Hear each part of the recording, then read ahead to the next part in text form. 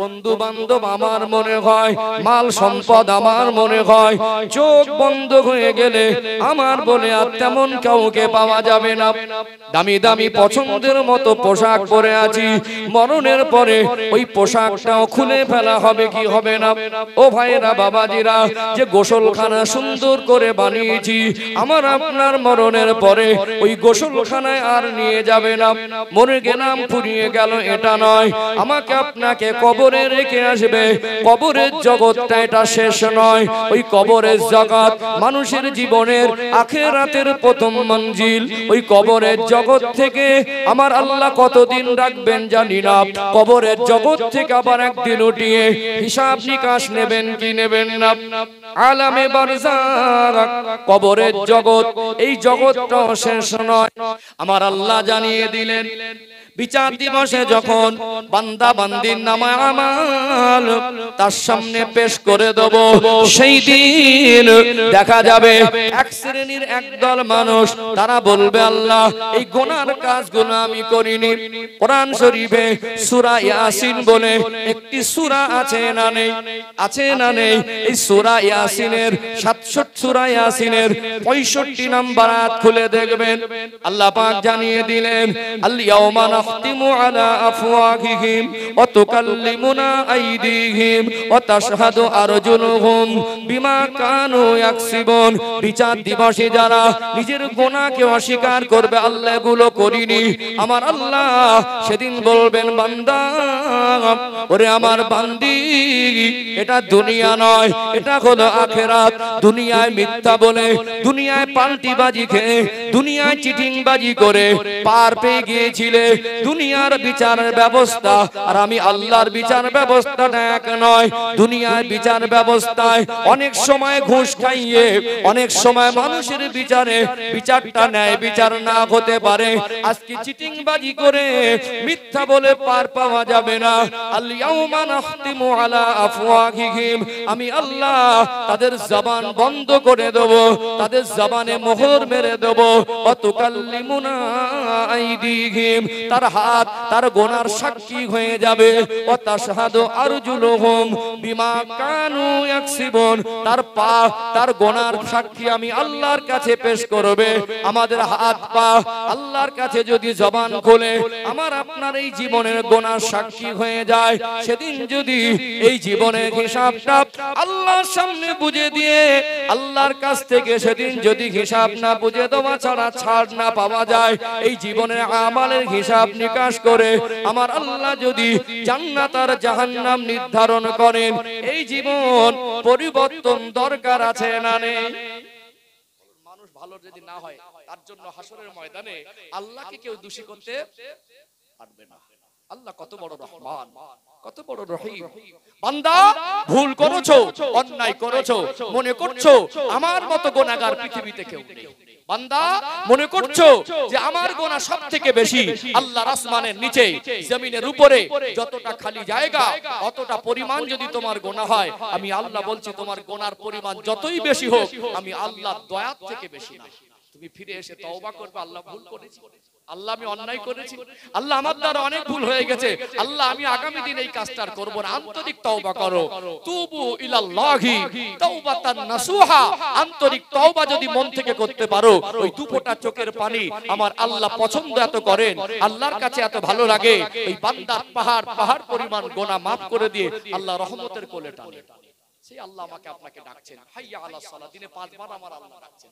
হাইয়া আলাল ফালাহ, আল্লাহ সপ্তাহে 35 বার ডাকছেন।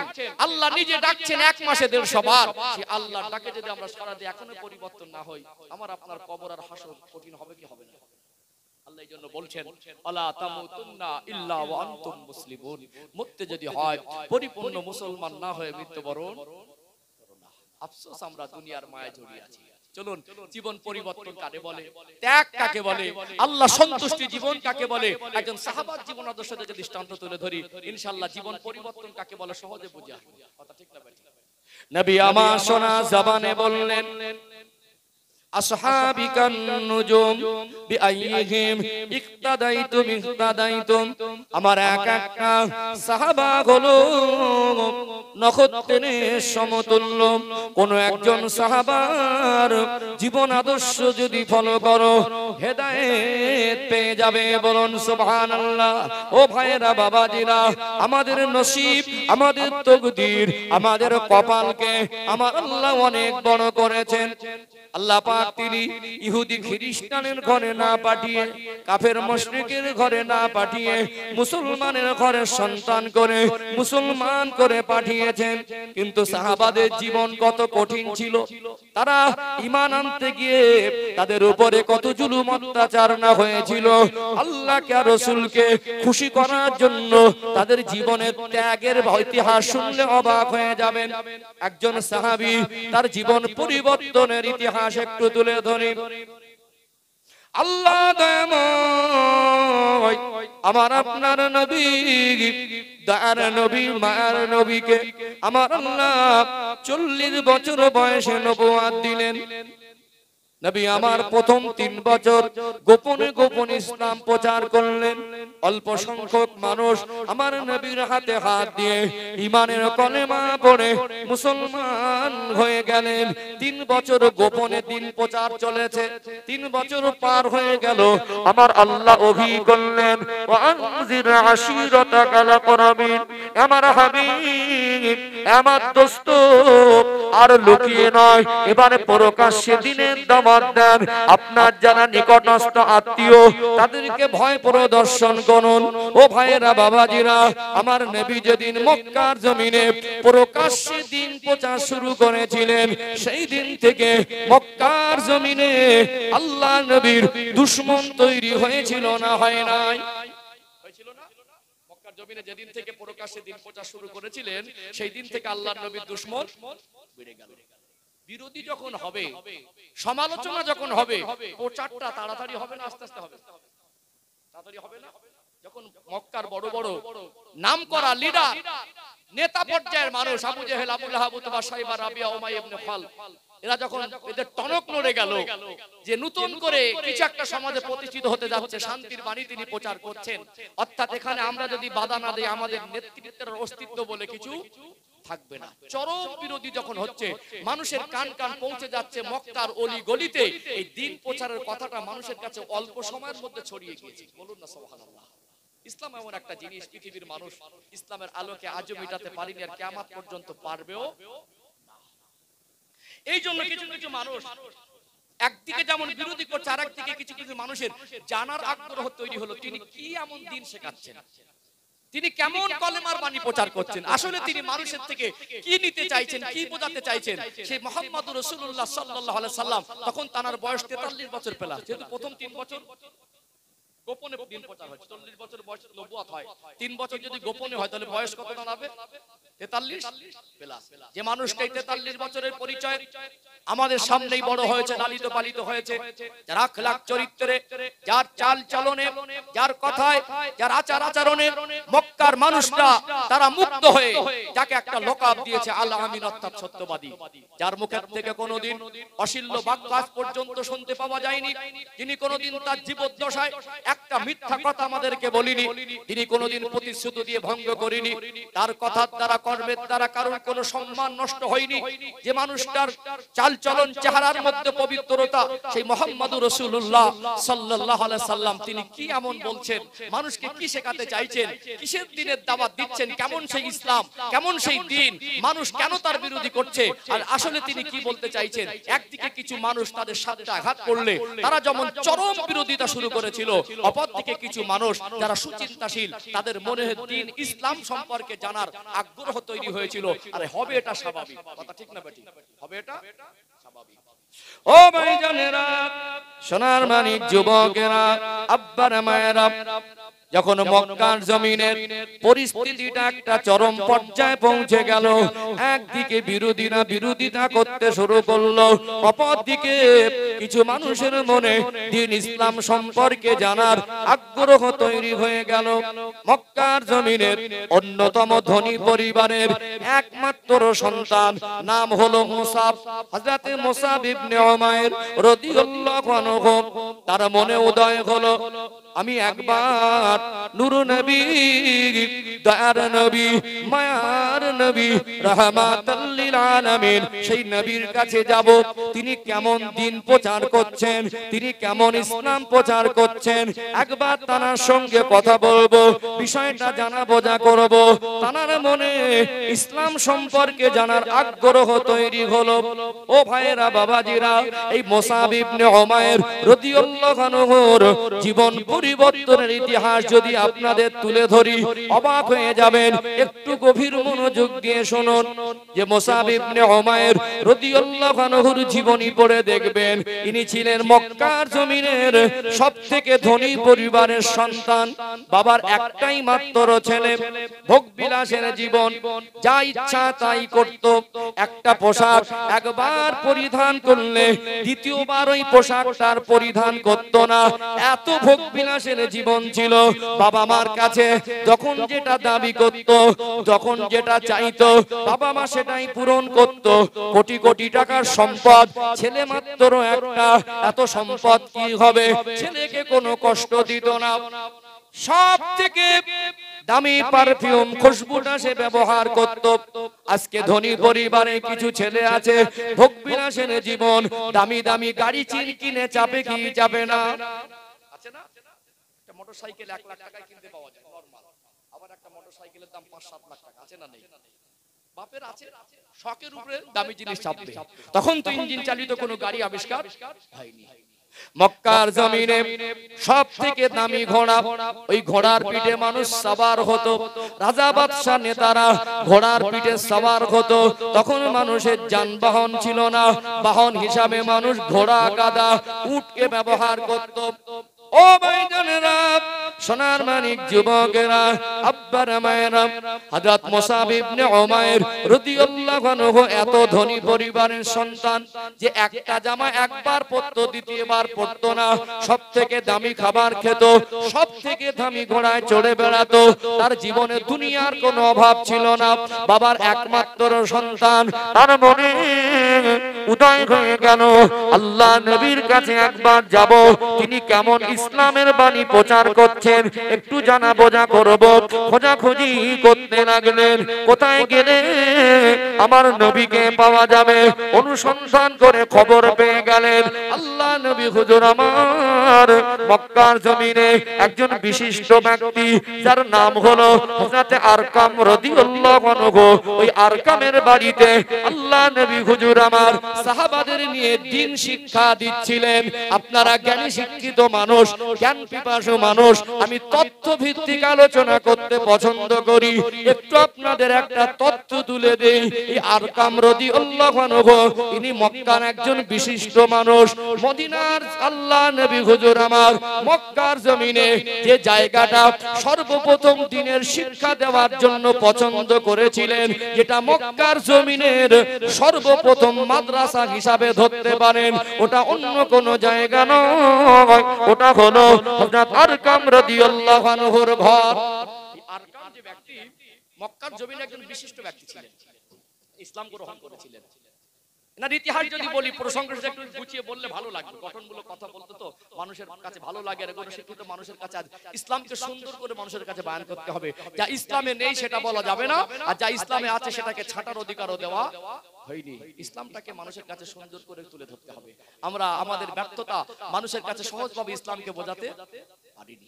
সম্মানিত ভাইরা, এই আরকাম এমন এক ব্যক্তি, এর বাড়িটা এমন একটা গুরুত্বপূর্ণ জায়গা। আল্লাহ নবী সাল্লাল্লাহু আলাইহি সাল্লামের বয়স যখন ছিল 15 বছর, কত বছর? 15 বছর। মক্কার জমিনে একটা যুদ্ধ হয়েছিল। এই যুদ্ধটা টানা 3 বছর চলেছিল। এই যুদ্ধের নাম হলো ফুজ্জারের যুদ্ধ। কিসের যুদ্ধ? ফুজ্জারের যুদ্ধ। ইতিহাস অনেকে জানে না। তো তখনকার দিনে তো মানুষের ভিতরে লুটপাট, মারামারি, বদমাইশি, নেশা, জেনা, ব্যভিচার, জুলুম, অত্যাচার, মনুষ্যত্ববোধ বলে তাদের ভিতরে কিছু ছিল, সব কর্ম তাদের ভিতরে ছিল।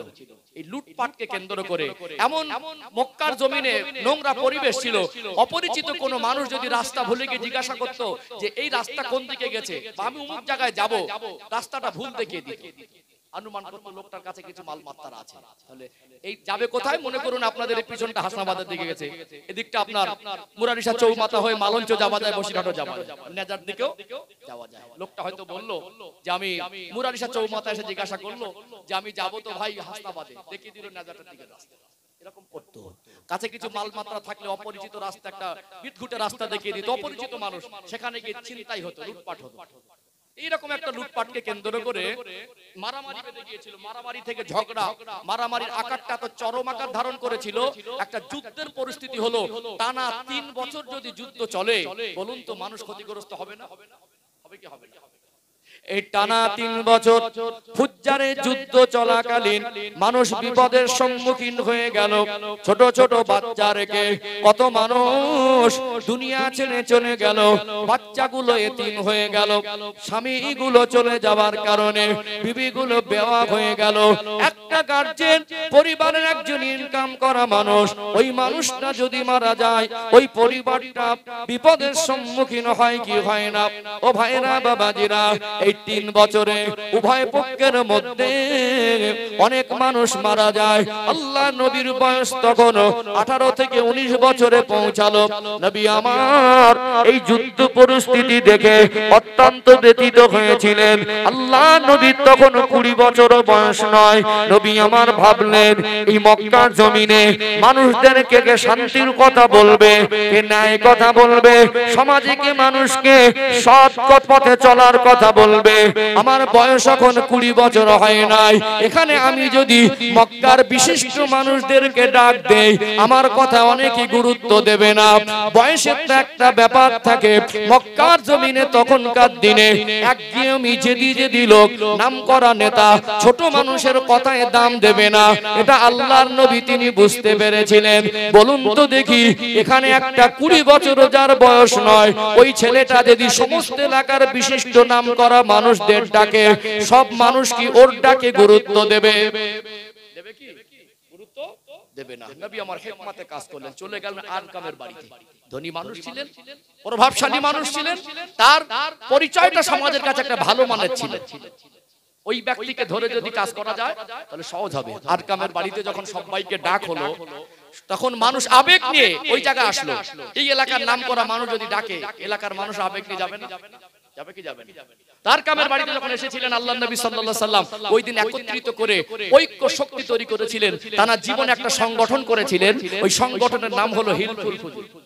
এটা আপনারা জানেন, হিলফুল ফুজুল সংগঠন নাম আপনারা জানেন, কিন্তু সংগঠনটা কি কারণে হয়েছিল, কোন পর্যায়ে, কোন পরিস্থিতির উপর হয়েছিল, এটা অনেকের জানা নেই।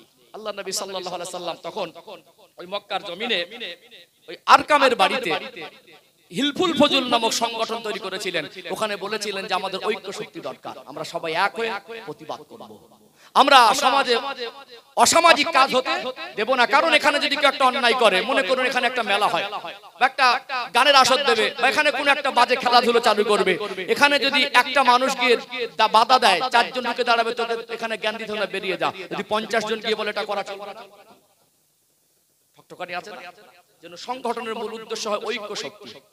একা গিয়ে কিছু বললে মানুষ মানতে চাইবে না। আমরা সবাই যখন এক হয়ে বলবো এটা করা যাবে না, এটা আমাদের ক্ষতির কারণ হয়ে যাবে, আমরাই বিপদগ্রস্ত হব, এই কাজটা করা যাবে না, তাহলে মানুষ সহজে মানবে। সংগঠনের মূল উদ্দেশ্য হয় ঐক্য শক্তি। আল্লাহ নবী সাল্লাল্লাহু আলাইহি সাল্লাম তার বয়স 19 বছর বয়সে এই ঐক্য শক্তি হিলফুল ফুজুল নামক সংগঠন তৈরি করেছিলেন। এটা ছিল ওই আরকামের বাড়ি। অনেকে জায়গায় দেখবেন যারা ইসলামের ইতিহাস সম্পর্কে জানে, অনেক জ্ঞানী গুণী মুহাদ্দিস সাহেব তারা অনেক সময় মাদ্রাসার নাম রাখে দারুল আরকাম। এটা মক্কার জমিনে সর্বপ্রথম মাদ্রাসা হতে পারে যে আরকাম রাদিয়াল্লাহু আনহুর বাড়িতে আল্লাহর নবী সাল্লাল্লাহু আলাইহি সাল্লাম সাহাবাদের নিয়ে বসেছিলেন। যেদিন আবু জেহেল আমার নবীকে ধড় আর মাথাটা আলাদা করার জন্য মিটিং করে ওমর রাদিয়াল্লাহু আনহুকে উটের লোভ দেখিয়ে পাঠিয়ে দিয়েছিল উন্মুক্ত তলোয়ার নিয়ে, হযরতে ওমর রাদিয়াল্লাহু আনহু ইসলাম গ্রহণের আগে যেদিন আল্লাহ রাসূল সাল্লাল্লাহু আলাইহি সাল্লামের মাথা কেটে আনার প্রতিজ্ঞাবদ্ধ হয়ে নবীর অনুসন্ধানে বেরিয়েছিলেন, সেই দিনও আমার নবী সাল্লাল্লাহু আলাইহি সাল্লাম ওই আরকাম রাদিয়াল্লাহু আনহুর বাড়িতেই ছিলেন। বলুন না সুবহানাল্লাহ। তাহলে হিলফুল ফজল সংগঠনটা হয়েছিল আরকামের বাড়ি থেকে। আল্লাহর নবী সাল্লাল্লাহু আলাইহি সাল্লাম যেদিন বসেছিলেন আর ওমর রাদিয়াল্লাহু আনহু তলোয়ার নিয়ে কতল করতে যাচ্ছিলেন, সেদিন ওমর রাদিয়াল্লাহু আনহু ঈমান এনেছিলেন আরকামের বাড়ি থেকে। কোথায় গিয়ে আমার নবীকে পাবেন? সেদিন অনুসন্ধান হলো আরকামের বাড়িতে আমার রাসূল আছে। বলুন না সুবহানাল্লাহ। ও ভাইজানেরা, সোনার মানিক যুবকেরা, আব্বার মায়েরা, যেহেতু হযরতে মুসাব ইবনে উমাইর রাদিয়াল্লাহু আনহুর ঘটনা আপনাদের শোনাচ্ছিলাম, বোঝাতে চাইছিলাম জীবন পরিবর্তন কাকে বলে। এই আরকাম রাদিয়াল্লাহু আনহুর বাড়িতে আমার নবী সেদিন বসা। আমার রাসূলুল্লাহর বয়স 43 বছর প্লাস। হযরতে মুসাব ইবনে উমাইর যে ছেলেটার ভোগ বিলাসের জীবন, বাবার একমাত্র সম্পদ, অভাব বলে কিছু ছিল না, দামি ঘোড়ায় চড়া, দামি খাবার খাওয়া, সবথেকে দামি পোশাক একবার পরে দ্বিতীয়বার আর পরিধান করত না। এই মুসাব ইবনে উমাইর রাদিয়াল্লাহু আনহু আমার নবী কেমন দিনের বাণী প্রচার করছেন, কেমন ইসলাম প্রচার করছেন জানার আগ্রহ তৈরি হয়ে গেল। তিনি অনুসন্ধান করতে লাগলেন, কোথায় গেলে নূর নবী, দয়ার নবী, মায়ার নবীকে পাবো। খবর পেয়ে গেলেন আল্লাহ নবী হুজুর আমার আরকাম রাদিয়াল্লাহু আনহুর বাড়ি সাহাবাদের নিয়ে দিনের শিক্ষা দিচ্ছিলেন। ঘটনা টেনে বুঝতে পেরেছেন তো? এই যে আরকাম রাদিয়াল্লাহু আনহু কথাটা এসেছিল বলে আমি একটু ডাইনে বাইটা হিসাব মিলিয়ে দিলাম, এতে অনেক কিছু হিস্টরি যেটা আমাদের জানা হয়ে গেল, দরকার ছিল না। ও ভাইজানেরা, সোনার মানিক যুবকেরা, আব্বার মায়েরা, এই আরকাম রাদিয়াল্লাহু আনহুর বাড়ি আমার নবী বসা। মুসাব ইবনে উমাইর রাদিয়াল্লাহু আনহু বেরিয়ে গেলেন, দূর থেকে আমার আপনার নবীর চেহারা মোবারকটা দেখতে পেলেন। আল্লাহর সৃষ্টি জগতের মধ্যে আমার নবীর মতো এত সুন্দর করে আমার আল্লাহ আর কাউকে বানায় নাই। বলুন সুবহানাল্লাহ। সাহাবারা বলতেন কোন কারণবশত একদিন দুই দিন যদি আমরা আমাদের নবীর চাঁদ মুখটা দেখতে না পেতাম, কিছুই ভালো লাগতো না, মনটা উতালা হয়ে যেত। আল্লাহ নবীর ওই পূর্ণিমার চাঁদের মতো চমকানো চেহারাটা দেখার জন্য মনটা উতালা হয়ে যেত। খোদার জ্বালা যন্ত্রণা নিয়েও আল্লাহ নবীর কাছে ছুটে যেতাম।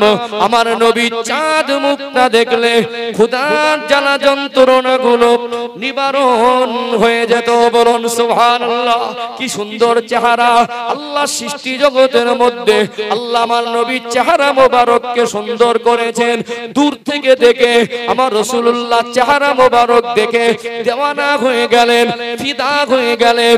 হযরতে মুসাব ইবনে উমাইর ওই ধনী লোকের ছেলেটা দূর থেকে দেখে দেখে ভাবতে লাগলেন, আর এই মানুষটাকে দেখে তো পাগল মনে হয় না, আবু জেহেল কেন পাগল বলে? আরো কাছে গেলেন, আদবে সম্মানে বসে বললেন, আমার নবীর চেহারা শুধু সুন্দর ছিল এমন নয়, আমার নবীর কথা শুনলে পরে মনের দুঃখ কষ্ট বেদনাগুলো নিবারণ হয়ে যেত। বলুন সুবহানাল্লাহ। এই মুসাব ইবনে উমাইর রাদিয়াল্লাহু আনহু আল্লাহ নবীর মজলিসে বসে আমার রাসূলুল্লাহর কথা শুনে তার অন্তরটা বিগলিত হয়ে গেল।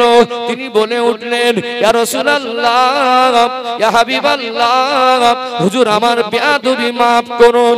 আমি মুসাব, আমি বুঝতে পেরেছি মক্কার একদল মানুষ আবু জেহেলরা হাজারো বিরোধী করলেও আপনি যে সত্যিকারের নবী এতে সন্দেহর অবকাশ নেই। আমি মুসাব, আমি আপনার কাছে ঈমানের কলেমা পড়ে মুসলমান হয়ে যেতে চাই। ওই যুবক ধনী পরিবারের একমাত্র সন্তান, ভোগ বিলাসের জীবন, এই মুসাব রাদিয়াল্লাহু আনহু আমার নবীর কাছে ঈমানের কলেমা পড়ে মুসলমান হয়ে গেলেন। বলুন না সুবহানাল্লাহ। এবারে জীবন পরিবর্তন কাকে বলে দেখুন। এতদিন তো তিনি আত্মসমর্পণকারীর মধ্যে ছিলেন না, যেহেতু তার ভিতরে তার জীবনে ধর্ম কি ছিল জিনিসটা ছিল না, ইসলাম বলে জিনিস তার ভিতরে ছিল না। এখন ইসলামের আলোয় আলোকিত হয়েছেন, অটোমেটিকলি তার ভিতরে একটা পরিবর্তন আসবে কি আসবে না? উনি তো আত্মসমর্পণ করেছেন আল্লাহ এবং রাসূলের কাছে। লাস্ট থেকে ওনার চলা বলা, কথাবার্তা, খাওয়া দাওয়া, জীবনটা অতিবাহিত হবে নিজের মতো করে না, আল্লাহ রাসূলের পছন্দের মতো। অটোমেটিক ঈমান আনলে তার ভিতরে একটা চেঞ্জ বা পরিবর্তন আসবে, এটা কিন্তু স্বাভাবিক। চাল চলনে, কথাবার্তায় ওটা বসায় মানুষ বুঝতে পারছে যে মুসাব ইবনে উমাইর ধনী পরিবারের ছেলে, এই ছেলেটার পরিবর্তন থেকে বোঝাচ্ছে ইনি মুসলমান হয়েছে, বুঝে যাবে, এটা স্বাভাবিক। ইসলাম এমন এক আলো, আর মানুষের ভিতরে যখন ইসলাম এসে যেত, সাহাবারা যখন ঈমান গ্রহণ করতেন, পৃথিবী তাদের বিরুদ্ধে গেলে আল্লাহ রাসূলের কথা তারা ভুলতেন না, আল্লাহ এবং রাসূলের থেকে তারা দূরে সরে যেতেন না। এখন যদি এইরকম ধনী পরিবার একজন ছেলে ঈমান এনে কলেমা পড়ে মুসলমান হয়, একে যদি না রুখে দেওয়া যায়, এর দেখা দেখি মক্কার মানুষ দলে দলে ইসলামের মধ্যে যাবে না, কাফেরদের টনক নড়ে গেল। এখানে যদি আমরা খুব কড়া ব্যবস্থা গ্রহণ না করি, যদি এই মুহূর্তে আটকাতে না পারি, এরকম মুসাব আরো 10টা গিয়ে কলেমা পড়বে। তাহলে প্রাথমিকভাবে গার্জিয়ান, তার বাপ আমাদের মধ্যে একজন বিশিষ্ট মানুষ, অত্যন্ত ধনী মানুষ, জ্ঞানী মানুষ, ওকে ডেকে বলল, দেখো তোমার ছেলে নাকি কলেমা পড়ে মুসলমান হয়েছে, এক কাজ করো, তোমার ছেলেকে যদি শুধরাতে না পারো, তোমার সঙ্গে কিন্তু আমাদের আর কোনো সম্পর্ক থাকবে না। একটা সামাজিক চাপ, কি চাপ? সামাজিক চাপ। পরিস্থিতি অনুযায়ী ওটা মুসাব আল আব্বার জন্য একটা বড় সামাজিক চাপ। হযরত মুসাব রাদিয়াল্লাহু আনহু বাড়ি চলে গেলেন, তার বাবা মা চিন্তার মধ্যে পড়ে গেল, মার উপরে প্রেসার ক্রিয়েট হয়, তোমার ছেলে যখন যেটা বলে তাই দেই, ভোগ বিলাসের জীবন, জীবনে কষ্ট বলে কিছু নেই, আজ যদি আমার মান সম্মান না রাখে, আজ যদি সমাজে মাথা তুলে চলতে না পারি, ওই রকম ছেলের আমার দরকার নেই। মাঝে মাঝে ছেলে দুষ্টুমি করলে বাবার একটা মার উপরে ঝাড়ে না, ঝাড়ে না, এই ছেলেকে সাবধান করো, ও ছেলে আমার মান সম্মান রাখে না, ছেলের আমার দরকার নেই। হযরত মুসাব রাদিয়াল্লাহু আনহু আব্বার মা সামাজিক চাপে পড়ে চিন্তিত হয়ে গেলেন, ঘরে গেলেন। মুসাব রাদিয়াল্লাহু আনহু মা ডেকে বলেন, ও মুসাব, শুনেছি তুমি নাকি ঈমানের কলেমা পড়ে মুসলমান হয়ে গেছো। বাবা ছেলে, আমি তোমার মা, তোমার আব্বার সম্মান তুমি নষ্ট করো না, সত্যি করে বলো, তুমি কি ঈমানের কলেমা পড়ে মুসলমান হয়েছো? ওই সময় মুসাব রাদিয়াল্লাহু আনহু বলেছিলেন, মা, আমি ঈমান এনেছি, আমি কলেমা পড়েছি, মুসলমান হয়েছি। আমার আল্লাহ আর আমার রাসূলের শিক্ষা হলো মুসলমান মিথ্যার আশ্রয় নিতে পারে না। আমি মুসাব, আমি মিথ্যা বলতে পারবো না। ঠিকই শুনেছেন, আমি ঈমানের কলেমা পড়ে মুসলমান হয়ে গেছি। মা বলল, বাবা ছেলে, তুমি একই করলে, যা করেছো ভুল করেছো, আমার মাথায় হাত দিয়ে কসম করে বলো, লা তুজ্জা হুবলের নামে কসম করে বলো, আর মুহাম্মাদুর রাসূলুল্লাহ সাল্লাল্লাহু আলাইহি ওয়াসাল্লামের কাছে আর যাব না, আল্লাহকে রাসূলকে ভুলে যাব। তুমি যদি আমার কথা না শোনো, কলেমা ত্যাগ না করে দাও, মুহাম্মাদুর রাসূলুল্লাহ সাল্লাল্লাহু আলাইহি ওয়াসাল্লামের কাছে যাওয়া যদি বন্ধ না করে দাও, আমি তোমার মা আজ থেকে খাবো না। মার মন, আমি যদি না খেয়ে থাকি তোমার ভালো হবে, আমি আজ থেকে ভাত খাবো না, আজ থেকে আমি খাবার খাবো না। মুসাব ইবনে উমার রাদিয়াল্লাহু বলছেন, মা, আপনি আমাকে গর্বে রেখেছিলেন, আল্লাহর নবী আমার শিক্ষা দিয়েছেন, মা মা হয়, মাকে শ্রদ্ধা করতে হয়। আপনি যদি না খেয়ে মারাও যান, আমি আল্লাহকে রাসূলকে আমার জীবন থেকে এক মুহূর্তের জন্য আলাদা করতে পারবো না। বলুন না সুবহানাল্লাহ। এই পরিবর্তন কাকে বলে? আমাদের পরিবর্তন হতে মানুষ বলছে, আর তাদের পরিবর্তনের ভিতরে মানুষ বাধা হয়ে দাঁড়িয়েছে। তারপরে কি বলছে? মা, আপনি মা, আপনি যদি না খেয়ে মারাও যান, আমি আল্লাহ রাসূল থেকে আমার জীবন থেকে আমি আলাদা হতে পারবো না। কোরআন শরীফে 21 নম্বর পারা একটি সূরা আছে, সূরার নাম হলো সূরা আল আহজাব, 6 নম্বর আয়াত। আল্লাহ বলছেন, আন-নাবিয়্যু আওলা বিল মুমিনিনা মিন আনফুসিহিম। যারা মুমিন, আমার রাসূল মুমিনদের কাছে তাদের নিজেদের থেকে অধিক ঘনিষ্ঠ। নিজের বলতে কি হয়? আমার আব্বা আমার নিজের বাপ, মনে হয় না? ওটা আমার নিজের, ওটা আমার আব্বা।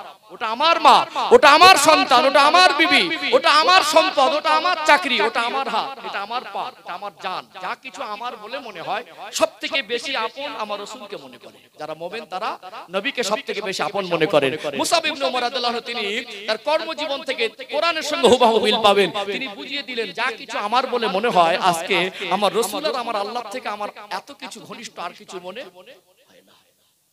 আব্বা রেগে গেল, মা রেগে গেল, যে ছেলেটা আব্বা আমার কথা শোনে না। সমাজের মানুষ চাপ দেয়, তুমি তোমার ছেলেকে যদি আটকাতে না পারো মক্কার পরিবেশ নষ্ট হয়ে যাবে, সব দলে দলে ওর দেখা দেখি ঈমানের কলেমা পড়ে মুসলমান হয়ে যাবে। তোমার ছেলেকে তুমি সামলাতে না পারলে আমাদের সঙ্গে তোমাদের কোনো সম্পর্ক নেই। এক কথায় যদি সামলাতে না পারো তো আমাদের হাতে ছেড়ে দাও। তুমি আমাদের সম্পর্ক বজায় রাখতে গেলে তোমার ছেলের সঙ্গে সম্পর্ক ছিন্ন করো, আর ছেলের সম্পর্ক বজায় রাখতে গেলে আমাদের সঙ্গে সম্পর্ক ছিন্ন করো। হযরত মুসাব রাদিয়াল্লাহু আনহুর আব্বা বলেছিলেন, যে ছেলে আব্বার সম্মান রাখে না, যে ছেলে আব্বার কথা শোনে না, ওই ছেলের আমার আর দরকার নেই।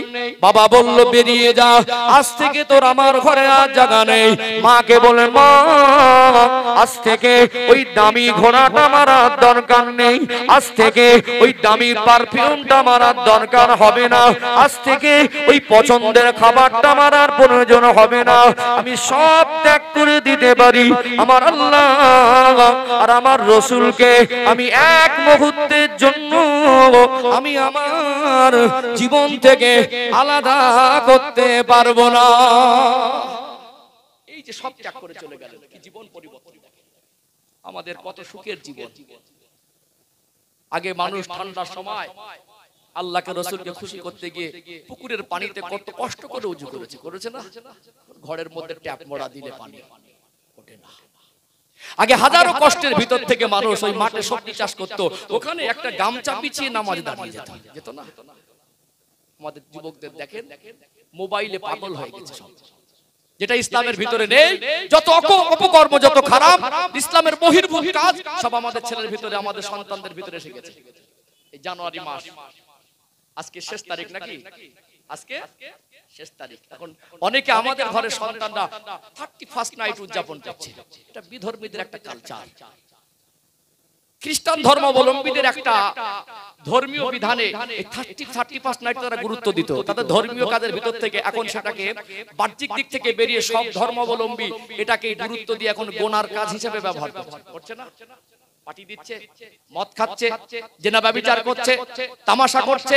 এই 31st নাইটকে কেন্দ্র করে আজ আমাদের ঘরের সন্তানরা, যেটা আমাদের ধর্মেরই কোনো অংশ নয়, বরং যে কাজ করলে আল্লাহ সন্তুষ্ট হয়ে যাবে, যেটা চরম গুনাহের কাজ, সেগুলোকে আমরা আজকে মাতামাতি করছি। তারপরে দেখবেন রাত 12টা পার হলে আবার 1 জানুয়ারি, ঠিক তো নাকি? শুভ নববর্ষ, এটা মাথায় ঢুকেছে, এটা মাথায় ঢুকেছে।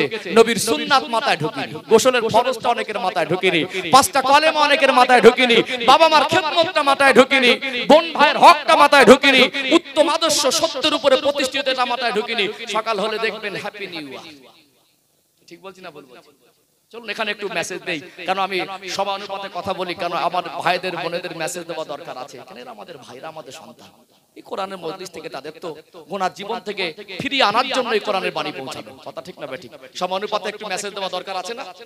এখানে যারা এসেছেন, যারা দূর দূরান্ত থেকে আওয়াজ শুনছেন, এখন আলহামদুলিল্লাহ সোশ্যাল মিডিয়া ব্যবহার হয়। আপনারা শুধু আমার সামনে বসে আছেন, কথাগুলো আপনারা শুনছেন এমন নয়। এই যে আমার ভাইয়েরা, এদের জীবন দিনে একটা খেদমত করছেন। আজকে আমরা যদি এই সোশ্যাল মিডিয়াতে ওয়াজ নসিহত সত্য বাণীগুলো না পৌঁছাই, আমাদের ছেলেরা বলুন মোবাইল ছাড়া থাকতে পারবে? এগুলো থাকার পরেও অনেকে এগুলো বাদ দিয়ে গান নাচ দেখছে, নাটক সিনেমা দেখছে।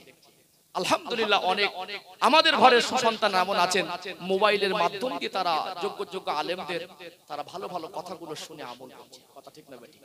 আমি এই ভাইদেরকে অন্তর দিয়ে দোয়া দেই।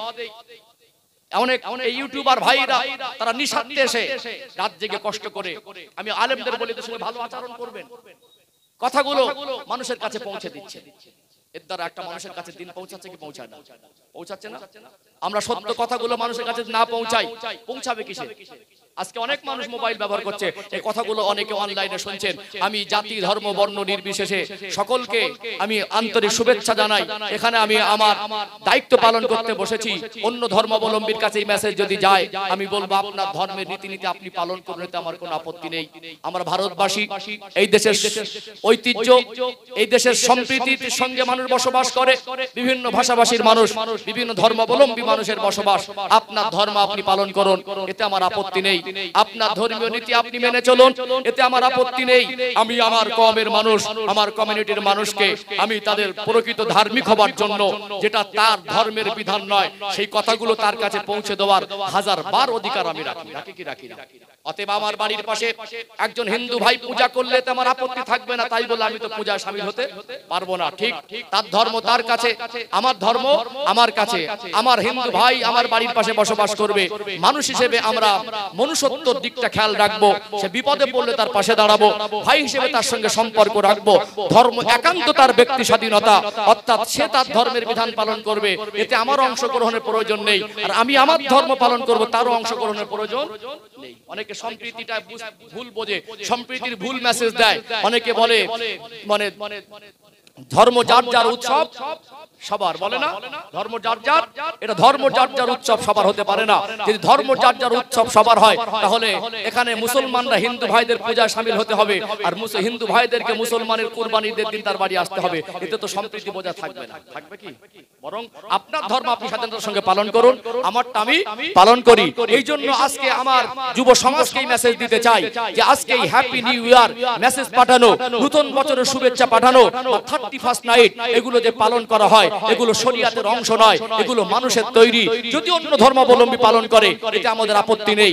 আমরা শ্রেষ্ঠ ধর্মাবলম্বী, সর্বকালের সর্বযুগের সর্বশ্রেষ্ঠ মহামানব, যিনি সৃষ্টি জগতের জন্য রহমত, সেই প্রিয় নবীর আদর্শ আমরা বুকে আঁকড়ে রাখবো।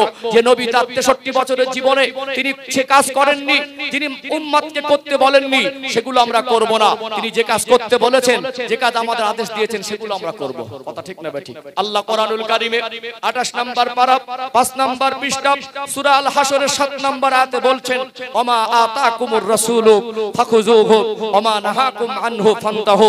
আমার নবী যেটা তোমাদের আদেশ করেন, ওগুলোকে তোমরা মানো।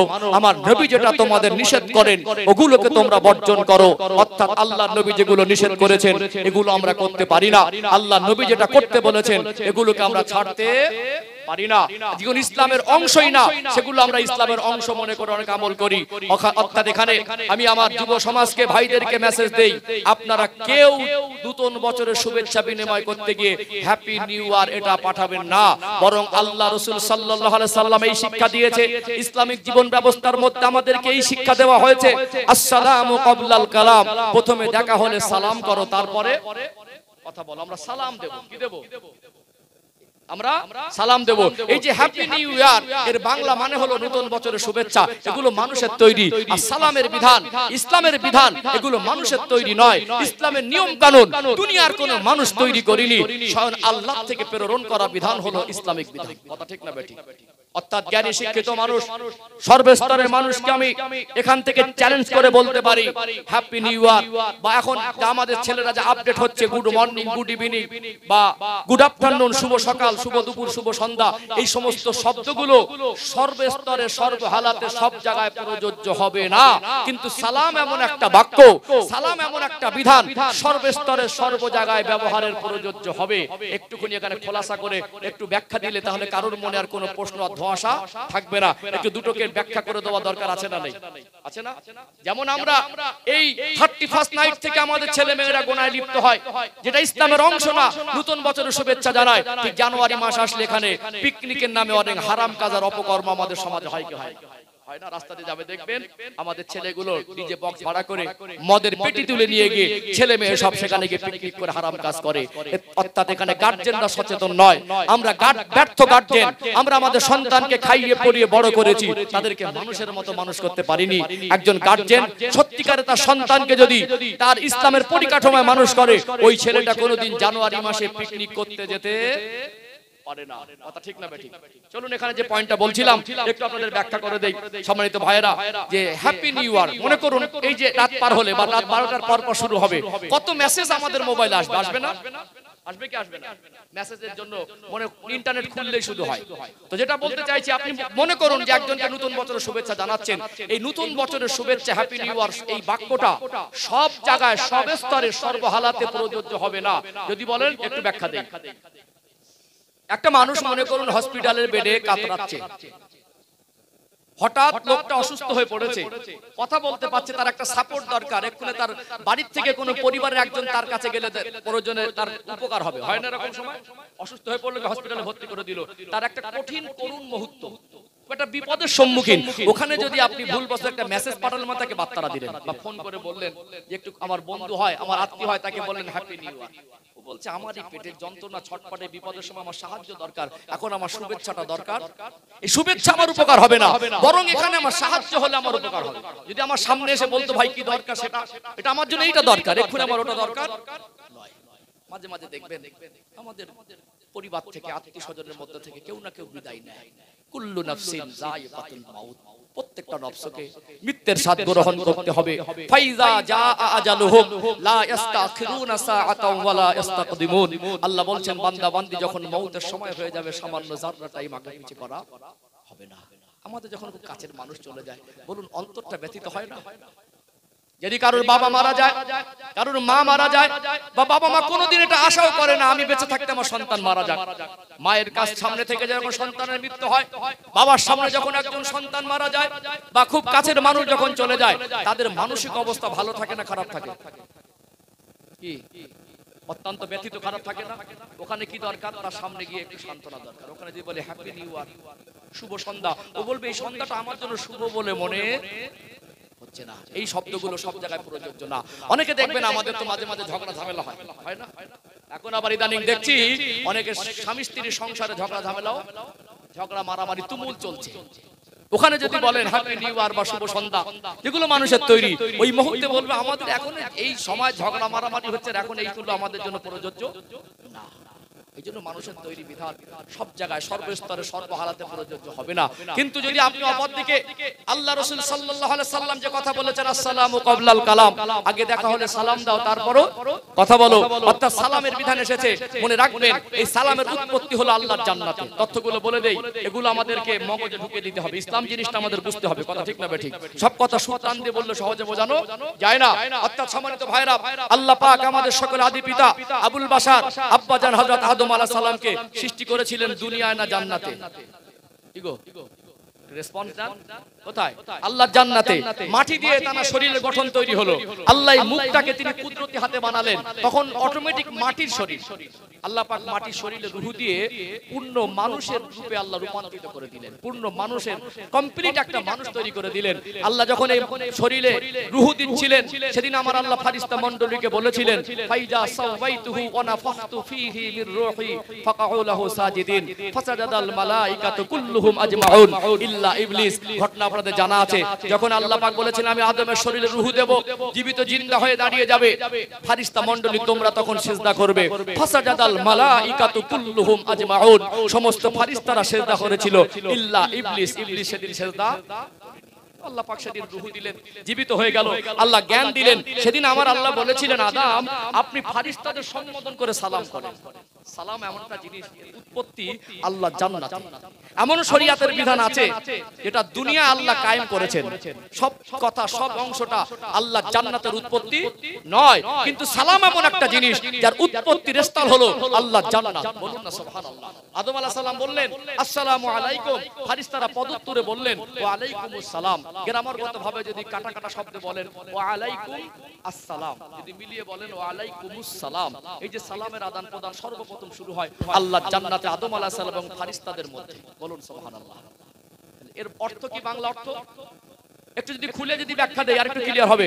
বাংলা অর্থ হলো আল্লাহ আপনাদের প্রতি শান্তি বর্ষণ করেন, আল্লাহর কাছে আপনাদের প্রতি শান্তি কামনা করা, দোয়া চাওয়া। কথা বুঝতে পেরেছেন? উল্টে যদি ওয়ালাইকুমুস সালাম বলি, একই দোয়া তার জন্য কামনা করা। কিন্তু আমরা শ্রেষ্ঠ নবীর উম্মত, আমাদের সালামের বিধানে আরো দুটো শব্দ বাড়তি আছে না নেই? ওয়া রাহমাতুল্লাহি ওয়া বারাকাতুহু। যেখানে শান্তি, রহমত এবং বরকত তিনটে দোয়া চাওয়া হয়। শান্তি, রহমত, একটা মানুষের জীবনে শান্তিটাই দরকার। রহমত অর্থাৎ আল্লাহর দয়া, করুণা, আল্লাহর অনুগ্রহ দরকার। যদি কোনো মানুষের প্রতি আল্লাহর রহমত হয়, আল্লাহর দয়া হয়, আল্লাহর সাহায্য হয়, আল্লাহর করুণা হয়, সেই ব্যক্তি আল্লাহ তার জন্য যথেষ্ট হয়ে যায়। কথা ঠিক না বেঠিক? এবং তার জীবনে বরকত দরকার আছে না নেই? রহমত, বরকত। এইজন্য আমাদের নবী আরো দুটো শব্দ বাড়িয়েছেন আল্লাহর পক্ষ থেকে, ওয়া রাহমাতুল্লাহি ওয়া বারাকাতুহু। এখানে আরেকটু ব্যাখ্যা দেই।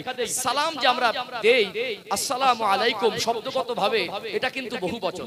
কি বচন? কা, কুমা, কুম। ওলামা যারা আছেন, ওলামা কেরাম বুঝতে পারছেন। কা হলো এক বচন, কুমা হলো দ্বিবচন, কুম হলো বহুবচন। যদি আপনি একা থাকেন, আমি এখানে কি বলবো? আপনারা ভালো আছেন বললে লোক বলবে এটা লোকটা মূর্খ আছে, কিছু ভাষাও বোঝে না। একজন থাকলে কি বলতে হবে? আপনি ভালো আছেন। আর যদি একজনকে বলা হয় আপনারা ভালো আছেন, লোক কি বলবে? বাংলা ভাষাটা বোঝে না। এই জন্য দুজনের ক্ষেত্রে একরকম ব্যবহার হয়, তিনজনের ক্ষেত্রে। কিন্তু আমাদেরকে সালামের বিধানের ক্ষেত্রে আমরা একজনকে বলি আসসালামু আলাইকুম, 100 জনকে বলে আসসালামু আলাইকুম, দুজনকে বলে আসসালামু আলাইকুম। যদি দুনিয়ার মানুষ বলে আপনারা একজনের ক্ষেত্রে বহুবচন ব্যবহার করছেন কেন? ইসলামের কোন কথায় তথ্যে মানুষ ভুল ধরার অধিকার রাখে না, আর ভুল ধরার ক্ষমতা পৃথিবীর কোন শক্তির আজ পর্যন্ত হয়নি। কারণ এই বিধান রচনাকারী দুনিয়ার মানুষ নয়, স্বয়ং আল্লাহ। আমরা জানি, বিশ্বাস করি আল্লাহ আমাদের 24টা ঘন্টা আমাদেরকে ফারিস্তা দ্বারা পাহারাদারি করছেন। আমরা ফারিস্তাদের পাহারাদারির আওতার মধ্যে আছি। একটা মুহূর্ত আল্লাহর পাহারাদারির বাইরে যাওয়ার ক্ষমতা আমাদের নেই। প্রত্যেকটা মানুষের কাছে দুজন করে ফারিস্তা আল্লাহ নিযুক্ত করে রেখেছেন না রাখেন না?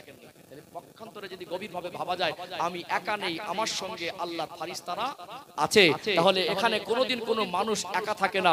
দৃষ্টিকোণ থেকে শরীয়তের বিধান অনুযায়ী, ধর্মের তথ্য অনুযায়ী আমরা এবং ফারিস্তারা আমাদের দুজন পাহারাদারি করছে। 3 জন হয়ে গেলে তাহলে একলা থাকলো না, 3 জন হয়ে গেল। যদি ভালো করে বলি, এই ইসলামের বিধানে আল্লাহ নবী সাল্লাল্লাহু আলাইহি সাল্লামকে যখন উম্মত বা সাহাবারা সালাম দিতেন, সেখানে বলা হয় আসসালামু আলাইকা। নবীর ক্ষেত্রে এখানে বহুবচন ব্যবহার হয় না। আমরা হানাফি মাযহাবের মানুষ, আহলে সুন্নাতুল জামাতের আকীদার মানুষ। এখানে সম্মানিত ভাইরা, আমাদের আকীদা, নবীদের ক্ষেত্রে ধারণা হলো নবীরা হলেন গুনাহ থেকে পবিত্র। সাধারণ মানুষকে আল্লাহ হিসাব নিকাশের জন্য যেভাবে দুজন করে ফারিস্তা নিযুক্ত করে রেখেছেন, নবীদের জন্য আল্লাহ গুনাহ নেকি লেখার জন্য কোনো ফারিস্তা নিযুক্ত করেন নাই। আমার রাসূলের শানে কোরআনুল কারীম আল্লাহ বলছেন, কদ গফারাল্লাহু মা তাকদ্দামা মিন যামবিকা ওয়া মা তাআখার। হাবিব, আমি আল্লাহ আপনাকে গুনাহ থেকে পবিত্র করেছি। আপনার যে জীবন অতিবাহিত হয়েছে, বিগত জীবনে গুনাহ নেই। আপনি আগামী যে জীবন অতিবাহিত করবেন, ওই জীবনেও গুনাহ নেই। নবী কি হলেন? আমাদের রাসূল গুনাহ থেকে পবিত্র। সমস্ত নবীরা গুনাহ থেকে পবিত্র। এইজন্য সাহাবায়ে কেরামেরা নবীকে সালাম দিতেন, আসসালামু আলাইকা ইয়া রাসূলুল্লাহ। এখানে আমরা যারা নামাজের মধ্যে যে নবীকে সালাম প্রেরণ করি, তাশাহুদের মধ্যে আছে না? হ্যাঁ, আসসালামু আলাইকা আছে না? নেই? আপনি তাশাহুদ পড়ে দেখেন, আত-তাহিয়াতু লিল্লাহি ওয়াস-সালাওয়াতু ওয়াত-তাইয়্যিবাতু আসসালামু আলাইকা আইয়ুহান নাবিয়্যু ওয়া রাহমাতুল্লাহি ওয়া বারাকাতুহু। আসসালামু আলাইকা। যারা হাজী সাহেব জীবনে একবার নিয়ত করবেন মক্কা মদিনা একবার যাব। নিয়ত করতে তো অনেকে চায় না। হ্যাঁ, একবার যাবেন, পৃথিবীর শ্রেষ্ঠ জায়গা। কিছু কিছু জান্নাতি নিয়ামত এই চামড়ার চোখে দেখা যায়। সুবহানাল্লাহ। এমন একটা নিয়ামতপূর্ণ জায়গা আল্লাহ মক্কা মদিনাকে বানিয়েছেন, যার বর্ণনা, উদাহরণ মানুষকে এসে বলে সম্পূর্ণ বোঝানো সম্ভব নয়। এমন এমন অনুভূতি, এমন এমন নিয়ামত সেখানে পাওয়া যায়, সেটা উপলব্ধি করা যায়, যেটা ভাষায় বর্ণনা দিয়ে মানুষকে বোঝানো সম্ভব নয়। হাজী সাহেবরা যায় সেখানে, আবার রাসূলের দরবারে পবিত্র রওজা তাহরে মাজার মুকাদ্দাসে সালাম দিতে হয়। আসসালাতু আসসালামু আলাইকা ইয়া রাসূলুল্লাহ, আসসালাতু আসসালামু আলাইকা ইয়া হাবিবাল্লাহ, আসসালাতু আসসালামু আলাইকা ইয়া খায়রুল খালকিল্লাহ, আসসালাতু আসসালামু আলাইকা ইয়া শাফিউল মুযনিবিন, আসসালাতু আসসালামু আলাইকা ইয়া রাহমাতাল লিল আলামিন। নবীর ক্ষেত্রে কা, আমাদের ক্ষেত্রে যুক্তি আছে না? নেই? আছে না? তাহলে সম্মানিত ভাইরা, এখানে বুঝতে হবে ইসলাম কি শিক্ষা দিয়েছে। আপনি বাড়িতে যাবেন, পরিবারকে সালাম দেবেন, বাবা ছেলেকে সালাম দেবে, ছেলে বাবাকে সালাম দেবে। ইসলামের ভিতরে, মানুষের ভিতরে ঐক্য, মিল বন্ধন, ভ্রাতৃত্ব বজায় রাখার এত বেশি গুরুত্ব। কোন কারণবশত ভুল বোঝাবুঝির জন্য মুসলমান যদি ঝগড়া হয়ে যায়, 3 দিনের বেশি কথা বন্ধ করে রাখা কাবিরা গুনাহ হবে। তাহলে একে অপরকে আমরা যদি দেখা হলে সালামটা দেই। একজন মানুষের সঙ্গে চরম শত্রুতা তৈরি হলো, ঝগড়া মারামারি হয়ে গেল, অর্থাৎ ওই মানুষটাকে দেখে আপনার সালাম দেন। যে মানুষটাকে শত্রু মনে করছেন, যে মানুষটার সঙ্গে আপনার এত দুশ্মনী হয়ে গেছে, এত ঝগড়া মারামারি পর্যায়ে চলে গেছে, আপনি তাকে দেখা হলে তার সঙ্গে বলছেন আসসালামু আলাইকুম, আল্লাহ আপনাদের প্রতি শান্তি। রাহমাতুল্লাহ বারাকাতুহু রহমত ও বরকত কামনা করছেন। ঘুরিয়ে যখন সালাম দেবেন, বিধান হলো সালাম যদি দেয় এটা সুন্নাত, আর উত্তর দেওয়াটা ওয়াজিব। সালাম যদি কেউ আপনাকে দেয়, উত্তর দেওয়াটা বাধ্যতামূলক। উত্তর যদি না দেন, আপনার কাবীরা গুনাহ হবে। কি গুনাহ হবে? আপনার যত শত্রু হোক, সে যদি সালাম দেয়, আপনাকে উত্তর দিতে হবে। সালামের আদান প্রদানের মাধ্যমে শত্রুতার তীব্রতাটা কমে কাছাকাছি হয়ে যায়। বলুন না সুবহানাল্লাহ। এজন্য সর্বস্তরে সর্বহালাতে, বাবা মরে গেলে সেখানে সালাম দেবেন, মা মারা গেছে সেখানে সালাম দেবেন, অসুস্থ ব্যক্তি সেখানে সালাম দেবেন, অত্যন্ত হাসি খুশি আছে সেখানে সালাম দেবেন। সর্বস্তরের মানুষের জন্য সর্বহালাতে সর্বপরিস্থিতিতে সালাম এমন একটা বাক্য, সালাম এমন একটা নিয়ামতি বিধান সর্ব জায়গায় প্রযোজ্য হবে। পৃথিবীর কোন শক্তি, পৃথিবীর কোন বিদ্বান, পৃথিবীর কোন ঐতিহাসিকবিদ, পৃথিবীর কোন গবেষক, পৃথিবীর কোন পণ্ডিত সালামের বিধান নিয়ে যদি গবেষণা করে, একটা ভুল কোন অংশ খুঁজে পাবে না। বরং এটা সর্ব জায়গায় প্রযোজ্য, অত্যন্ত গুরুত্বপূর্ণ, তাৎপর্যপূর্ণ। বরং কোন জায়গায় গেলেন কারোর বাড়িতে প্রয়োজনে, সেখানে আপনি গিয়ে আচমকা ঢুকতে পারবেন না, সেখানে আপনি যাত্রার নাম ধরে চেঁচাচেঁচি করতে পারবেন না। ইসলাম শিষ্টাচার শেখায়, ভদ্রতা শেখায়, নম্রতা শেখায়। ইসলাম মানুষকে আদর্শবান হতে শেখায়। আপনি একজনের ব্যক্তির বাড়ি যাবেন, সেখানে গিয়ে আপনি সালাম দেবেন। বাড়িওয়ালার তরফ থেকে সালামের উত্তর যদি না আসে, আবার একবার দেবেন। উত্তর যদি না আসে, আবার একবার দেবেন। যদি প্রয়োজন গুরুতর না হয়, প্রয়োজন অতিরিক্ত না হয়, আপনাকে ফিরে আসতে বলা হয়েছে। একান্ত অতিরিক্ত প্রয়োজনে বিকল্প শব্দ দিয়ে আপনি ডাকতে পারেন। কিন্তু কারোর বাড়ি গিয়ে এই চাচা বা এই কাকা বা অমুক ব্যক্তি বাড়ি আছো কিনা, সেখানে এই রকম বিভিন্ন শব্দ দিয়ে ভাষায় না ডেকে, ইসলাম শিখেছে আপনি তার বাড়ি গিয়ে প্রথমে কি দেবেন? সালাম দেবেন। আমরা এরকম একটা নিয়ামতপূর্ণ জিনিসকে আমরা আমাদের জিন্দেগিতে বাস্তবায়ন করতে পারি না, যেগুলো ইসলামের অংশই না, যেগুলো কবিরা গুনাহ, যেগুলো হারাম জিনিস, সেগুলো আমরা এই নতুন বছরকে কেন্দ্র করে ভিন্ন ধর্মদের আদর্শ কালচার দেখে দেখে আমরা সেই কাজগুলো করি। কিন্তু আমাদের জীবনে সালামের আদান প্রদান, সালামের প্রচলন আমাদের ভিতরে তৈরি করা দরকার ছিল।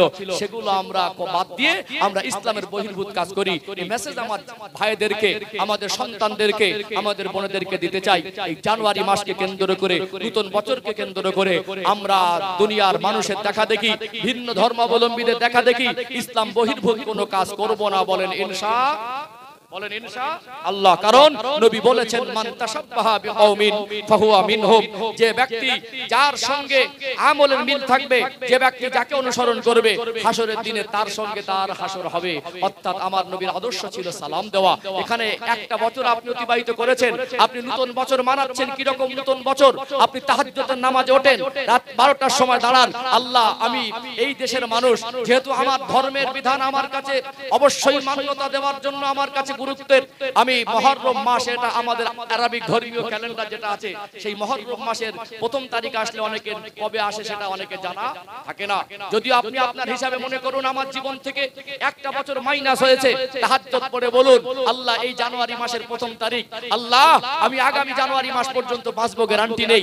বিগত একটা বছরে যা গুনাহ করেছি আপনি আমায় ক্ষমা করে দেন। আল্লাহ একটা বছরে যা আমল করেছি, আল্লাহ আপনি আমাকে ওই আমলগুলো কবুল করেন।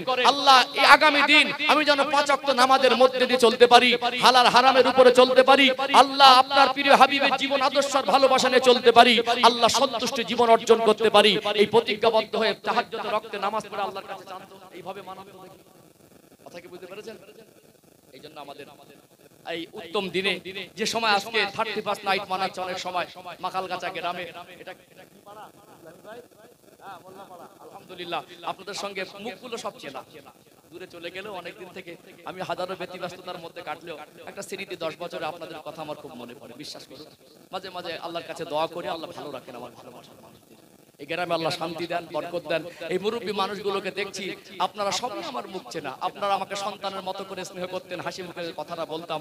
আমি আরো প্রাণ ভরে দোয়া করি, আল্লাহ আপনাদের দীর্ঘ হায়াত দান করেন, আল্লাহ নেক হায়াত, লম্বা হায়াত দেন। আল্লাহ আপনাদের সুস্থ শরীরে, আল্লাহ আপনাদের পরিবার সন্তানদেরও সুখে রাখেন। সবাইকে হেসে খেলে ইসলামের উপরে কায়েম ও দায়েম থাকার তৌফিক দান করেন। বলেন আল্লাহুম্মা আমিন। আমি আজকে এসেছি সত্যি কথা আপনাদের ভালোবাসার ডাকে। আমাদের ইউসুফ হাবিব সাহেব প্রত্যেক বছরই মাহফিলের জন্য কল করেন। আমি তো এই সেই ভাদ্র মাস থেকে শুরু করে একদম প্রথম রোজা পর্যন্ত মাহফিল, হাতে গোনা 4টে দিনও খালি পাইনি। আল্লাহর মেহেরবানি, আপনাদের দোয়া, খুবই নগণ্য অযোগ্য। আমি অকপটে স্বীকার করি, বক্তা হতে গেলে যে পরিমাণে পড়াশোনার যোগ্যতা তাকওয়া লাগে আমার কিছু নেই। আমি আমার জীবনে মানুষকে কথা কর্ম দ্বারা অপমান করিনি, কারোর পিছনে পড়ে থাকিনি। আমি সমস্ত রকম খারাপি থেকে বেঁচে থাকার চেষ্টা করি। আমার গুরুজনদের দোয়া, আমার আব্বা আমার দোয়া, আমার হুজুর কেবলার দোয়া, আমার ওস্তাদদের দোয়া, এইটুকু আমি মনে করি। আমার মতো নগণ্য এই জানুয়ারি মাসের 10 দিন আমার 8 দিন বিমান সফর, যেটা আমি স্বপ্নে দেখতাম। বছরে আমার 18-20 দিন প্লেনে সফর করি। জানুয়ারি মাসের 1 তারিখ থেকে 10 তারিখ পর্যন্ত আমার 8 দিন প্লেন সফর রয়েছে। এইটুকু আল্লাহর কোরআনের বর্ণনা। তারপরে আমি কালকে সকালবেলা ত্রিপুরা রওনা হব। আমি এইটুকু কয়েক বছর আসা হয় না, খুব মনটা টানলে বছরে, টাকা পয়সাটা বড় নয়, একবার মাকাল কাছে যাই, মানুষগুলো ভালোবাসতে, সম্মান করতে, তাদের সামনে গিয়ে একটু দুটো কথা বলি। এই 10 বছরের মায়ার টানে ব্যস্ততার ভিতরে একটু হাজিরা দেওয়া। এই জন্য যখন এসেছি এখানে আমাকে বসিয়ে দিয়েছেন, এই জায়গাটা তো একটা দায়িত্বপূর্ণ জায়গা। এই জন্য আমি অযোগ্যতার ভিতর থেকে চেষ্টা করছি আপনাদের ভালোবাসার মানুষের কাছে যতটুকু আমার স্বল্প জ্ঞানের মধ্যে আছে সেটা আমি পৌঁছে দেবো। বুঝতে পারছেন তো নাকি? অনেক মানুষ এসেছেন, আলহামদুলিল্লাহ, আল্লাহ কবুল করেন, বলেন আল্লাহুম্মা আমিন। সময় মনে হয় খুব বেশি নেই, আমি ঘড়িটা আজকে গাড়ির মধ্যে আছে।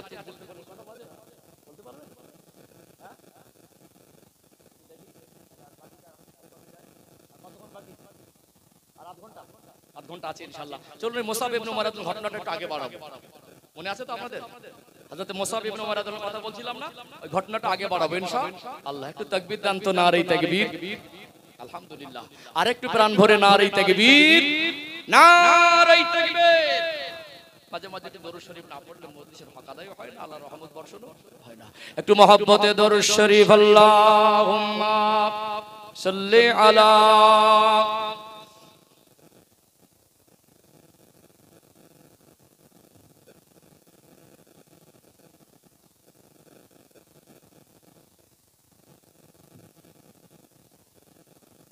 हब्बे अहमद अजलही सीने में है, मैं हूँ मेरा दिल मदीने में है। फूल तो फूल काटूं क्या हुस्न है, लुत्फ़े जन्नत से बढ़कर मदीने में है। अल्लाहुम्मा सल्ली अला।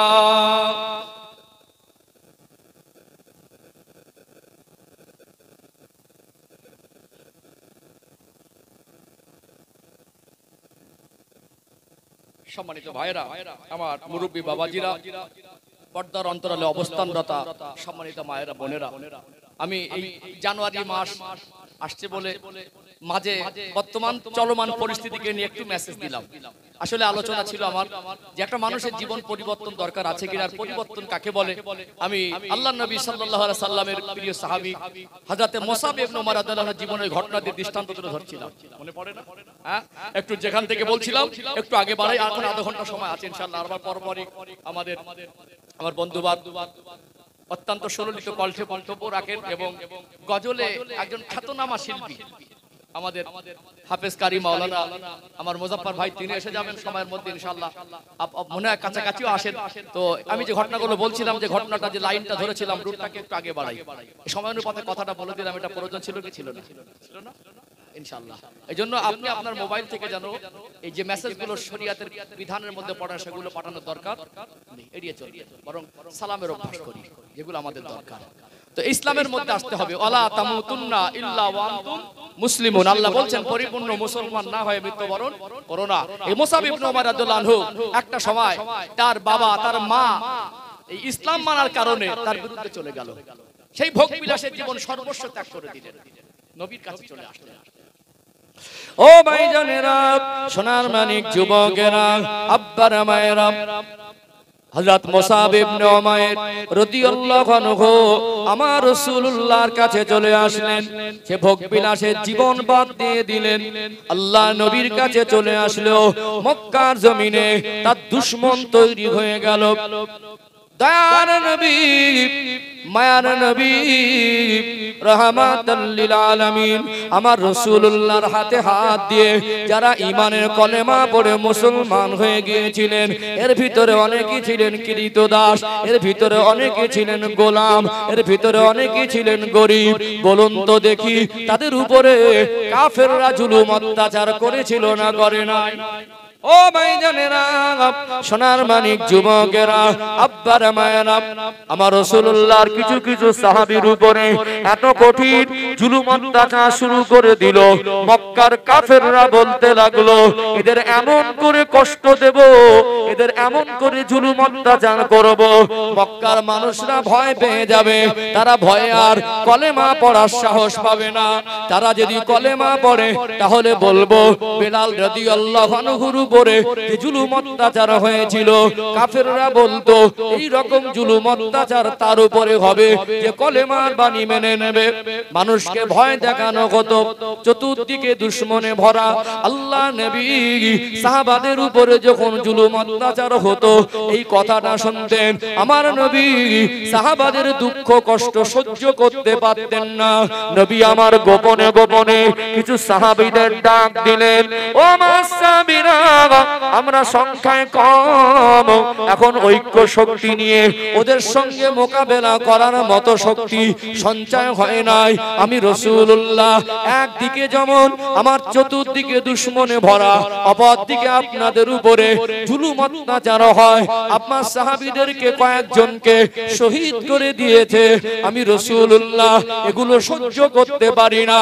কিছু কিছু সাহাবীকে ডেকে বললেন, আপনারা চলে যান, আপনারা হাবশায় গিয়ে হিজরত করেন, আপনারা ওই জায়গায় গিয়ে নিশ্চিন্তায় থাকতে পারবেন। ওখানে বাদশা নাজ্জাশী, ন্যায়পরায়ণ বাদশা।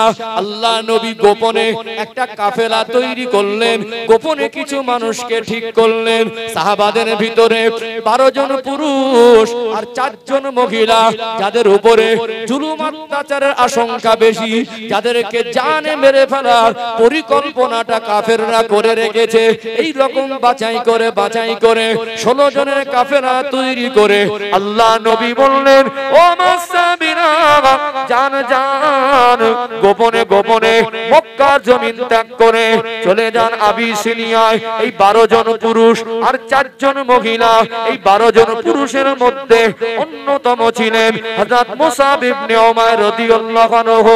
আল্লাহ মানা কাকে বলে, রাসূলকে মানা কাকে বলে, আল্লাহর ভালোবাসা কাকে বলে, নবীর মহব্বত কাকে বলে, যে ছেলেটা একটা জামা একবার পরতো, সব থেকে দামি খুশবু পারফিউমটা ব্যবহার করত, বাবার কোটি কোটি টাকার সম্পদ, সব থেকে দামি ঘোড়ায় চড়ে বেড়াতো, আল্লাহকে মানার জন্য, আমার রাসূলুল্লাহকে মানার জন্য চতুর্দিকে তার দুশমন তৈরি হয়ে গেল। এমনকি তার আব্বার মা তার বিরুদ্ধে চলে গেল, বলে দিল ওই ছেলে আমার ছেলে নয়, যা ইচ্ছা তাই গনে নাও, ওতে আমার কোনো দাবি দাওয়া নেই। আজকে ওই ছেলেটা ভোগ বিলাসে জীবন ছেড়ে আমার রাসূলুল্লাহর কথা অনুযায়ী সবকিছু ফেলে রেখে ওই হাবশায় চলে যাওয়ার সিদ্ধান্ত নিলেন। চোখ ভরা পানি আমার নবীকে বলতে লাগলেন, ইয়া রাসূলুল্লাহ, ইয়া হাবিবাল্লাহ, আমি মুসাব আপনাকে ভালোবেসে, আল্লাহকে ভালোবেসে ভোগ বিলাসে জীবন ছেড়ে দিয়েছি। হুজুর ভাবতে পারি নাই আপনাকে ছেড়ে আলাদা হয়ে অনেক দূর যেতে হবে। আল্লাহ নবী সান্ত্বনা দেন, ও হযরতে মুসাব চোখের পানি মুছে নেন। আল্লাহর জন্য, রাসূলুল্লাহর জন্য আপনার এই ত্যাগ, আমি রাসূল আপনার কোনো ক্ষতি হয়ে গেলে আপনাকে জানে মেরে দেবে, আপনাকে কষ্ট দেবে, এটা আমি সহ্য করতে পারবো না। নবীর ভালোবাসায় আমার নবীকে ছেড়ে যেতে মন না চাইলেও অজানা গন্তব্যের জায়গায়, যেখানে কোনোদিন জীবনে যায়নি, কোথায় থাকবে, কি খাবে, কেমন ভাবে দিন পার হবে, কোনো নিশ্চয়তা নাই। কাফেরদের জুলুম অত্যাচার থেকে বাঁচার জন্য আল্লাহ রাসূলের আদেশে হিজরতকারীদের মধ্যে সেই 16 জনের কাফেলায় যিনি ছিলেন, ইনি হলেন হযরত মুসাব ইবনে উমাইর রাদিয়াল্লাহু আনহু। আল্লাহ রাসূলের ভালোবাসা কাকে বলেন, পৃথিবীর মানুষকে তিনি মেসেজ দিয়েছিলেন না দেন নাই? দিয়েছিলেন না দেন নাই? এক কাকে বলে, নবী বলেছেন জানটা চাইছে আমার রাসূলের কাছেই থাকবে। চোখ থেকে টপ টপ করে পানি ঝরছে, ইয়া রাসূলুল্লাহ, ইয়া হাবিবাল্লাহ, আমি মুসাব, আমার মনটা চাইছে না আপনাকে ছেড়ে দূরে যাই, আমি আপনারই জন্য আর আমার আল্লাহর জন্য সব ত্যাগ করে দিয়েছি। নবী বললেন, মুসাব, আমি রাসূল একবার খবর দেব, अगर रात आया तो थोड़ी देर सब्र कर लो, सुबह जरूर आएगा, इसमें कोई शक नहीं है। যদি রাত আসে তো মনে করো অপেক্ষা করো, তোমার জন্য সকাল অবশ্যই আসবে। কথা ঠিক না বেঠিক? এই জন্য আমরা এখানে আমার ভাইদেরকে একটা মেসেজ দেই, আমাদের জীবনে কখনো কখনো বিপদ মুসিবত, কখনো কখনো রোগ বিমার, কখনো কখনো আমরা কঠিন পরিস্থিতির সম্মুখীন হই না, ধৈর্য হারা হয়ে যায়, কি হয়ে যায়? ইন্নাল্লাহা মা'আস সাবিরিন। আল্লাহ বলছেন যারা সবরকারী, আমি আল্লাহ নিশ্চয়ই সবরকারীদের সঙ্গে থাকি। কত বড় আল্লাহর পক্ষ থেকে একটা সান্ত্বনা। এই জন্য আল্লাহ কাউকে পরীক্ষা নেন, পরীক্ষায় পড়ে আমরা অনেকে এমন কথা বলি যাতে ঈমান চলে যায়। আল্লাহ আমাকে ছাড়া কাউকে দেখতে পাইনি, এই সমস্ত কথাগুলো কুফরি পর্যায়ের কথা। সবর করবেন, আমার সঙ্গে আমার আল্লাহ আছেন। আমি যত বড় বিপদে পড়ি, আমি যদি সবরকারীদের অন্তর্ভুক্ত হতে পারি, আল্লাহর কাছে বলি আল্লাহ আপনি আমাকে সবর দেন। আল্লাহ এইরকম পরীক্ষা আমার উপর থেকে নেন না যেটা আমি পরীক্ষা দেওয়ার তো যোগ্য হতে পারিনি, আমি ইমানি দিক থেকে দুর্বল। আল্লাহ ওই পরীক্ষাটা আমার থেকে নেবেন যাতে আমি উত্তীর্ণ হতে পারি। আল্লাহ আমার ভিতরে পরীক্ষার সবরের যোগ্যতা কতটা আছে আপনি জানেন। আল্লাহ আমাকে ধৈর্য করার, সবর করার তৌফিক দান করেন। আপনি যদি ওই সময় সবর করতে পারেন, নিশ্চয়ই আমার আল্লাহ বলছেন ইন্নাল্লাহা মা'আস সাবিরিন, নিশ্চয়ই আমি আল্লাহ সবরকারীর সঙ্গে থাকি। যখন একজন মানুষের সঙ্গে আল্লাহ সাহায্য থাকে, আল্লাহ নিজেই থাকি বলছেন, সেখানে আমাদের আল্লাহর উপরে সন্তুষ্ট থাকা, কি থাকা, আর এখানে সবর করা, কি করা, এই অপেক্ষা করা। আগার রাত আয়া তো থোড়ি দের সবর কর লো, সুবহ জরুর আয়েগা, ইসমে কোই শক নেই। কখনো অসুবিধা হলে আল্লাহ আবারও হাসি মুখ দেখাবে। এই কঠিন মুসিবতের আড়ালে আমাদের জন্য শান্তি অপেক্ষা করে না? একটা সময় অন্ধকারে ছেয়েছিল মক্কার জমিনে, সে অন্ধকার চলে গিয়ে আলো হয়েছে না হয়নি? হয়েছে না? নবী বলেছিলেন মুসাব সবর কর, ইনশাআল্লাহ একদিন আমাদের দিন আল্লাহ দেবে। আমি রাসূল হয়ে তোমাকে ডাকবো, আমারও মন চাইছে না তোমরা আমার থেকে আলাদা হয়ে যাও। তোমাদের চতুর্দিকে দুশমনে ভরা, তোমাদের এই কষ্টের কথাটা যখন শুনি, তোমাদের যখন এইরকম জুলুম অত্যাচার করে, আমি রাসূল এইটুকু আমার সহ্য হয় না, খুব কষ্ট পাই। নবী কাঁদতেন, বাবা যাও, আমি রাসূল আবার খবর দেব। সব চলে গেল। এটাকে আল্লাহ রাসূলের ভালোবাসা বলে। কি বলে? এটা মুসলমানদের সর্বপ্রথম হিজরত। কাফেররা এখানে বিভিন্ন, এরা যাদেরকে মেরে জুলুম করে মক্কার মানুষকে ভীত সন্ত্রস্ত করে ভয় দেখিয়ে আল্লাহ রাসূল থেকে আলাদা করে রাখা যায়, যাদেরকে হাতিয়ার হিসেবে এরা চিহ্নিত করেছিল, সেইগুলোকে আল্লাহ রাসূল বেঁচে বেঁচে রাতের বেলা পার করে দিলেন। রাগ বেশি হবে না কম? কিছু কিছু আছে যাদের যা পারিবারিক ক্যারেক্টার, যাদের যা পারিবারিক ব্যাকগ্রাউন্ড, সবার উপরে জুলুম অত্যাচার সেই পর্যায়ে করা যাবে না। এরকম হয় না? একটা গরিবের বাচ্চা, এখানে যার বাবা মা নেই, এখানে হয়তো মানুষ হয়েছে, এখানে তাকে প্রভাবশালী মানুষ এটা গলা ধাক্কা দেবে কি দেবে? এলাকার একটা প্রভাবশালী মানুষের ছেলেকে গলা ধাক্কা দিলে 7 বার কেন 10 বার ভাববে। গলা ধাক্কা দিলে শেষ নয়, ফলাফলটা উল্টো হতে পারে। এই জন্য যারা কৃতদাসদের মধ্যে, তখন তো গোলাম কৃতদাস মানুষ কেনা বেচার প্রথা ছিল।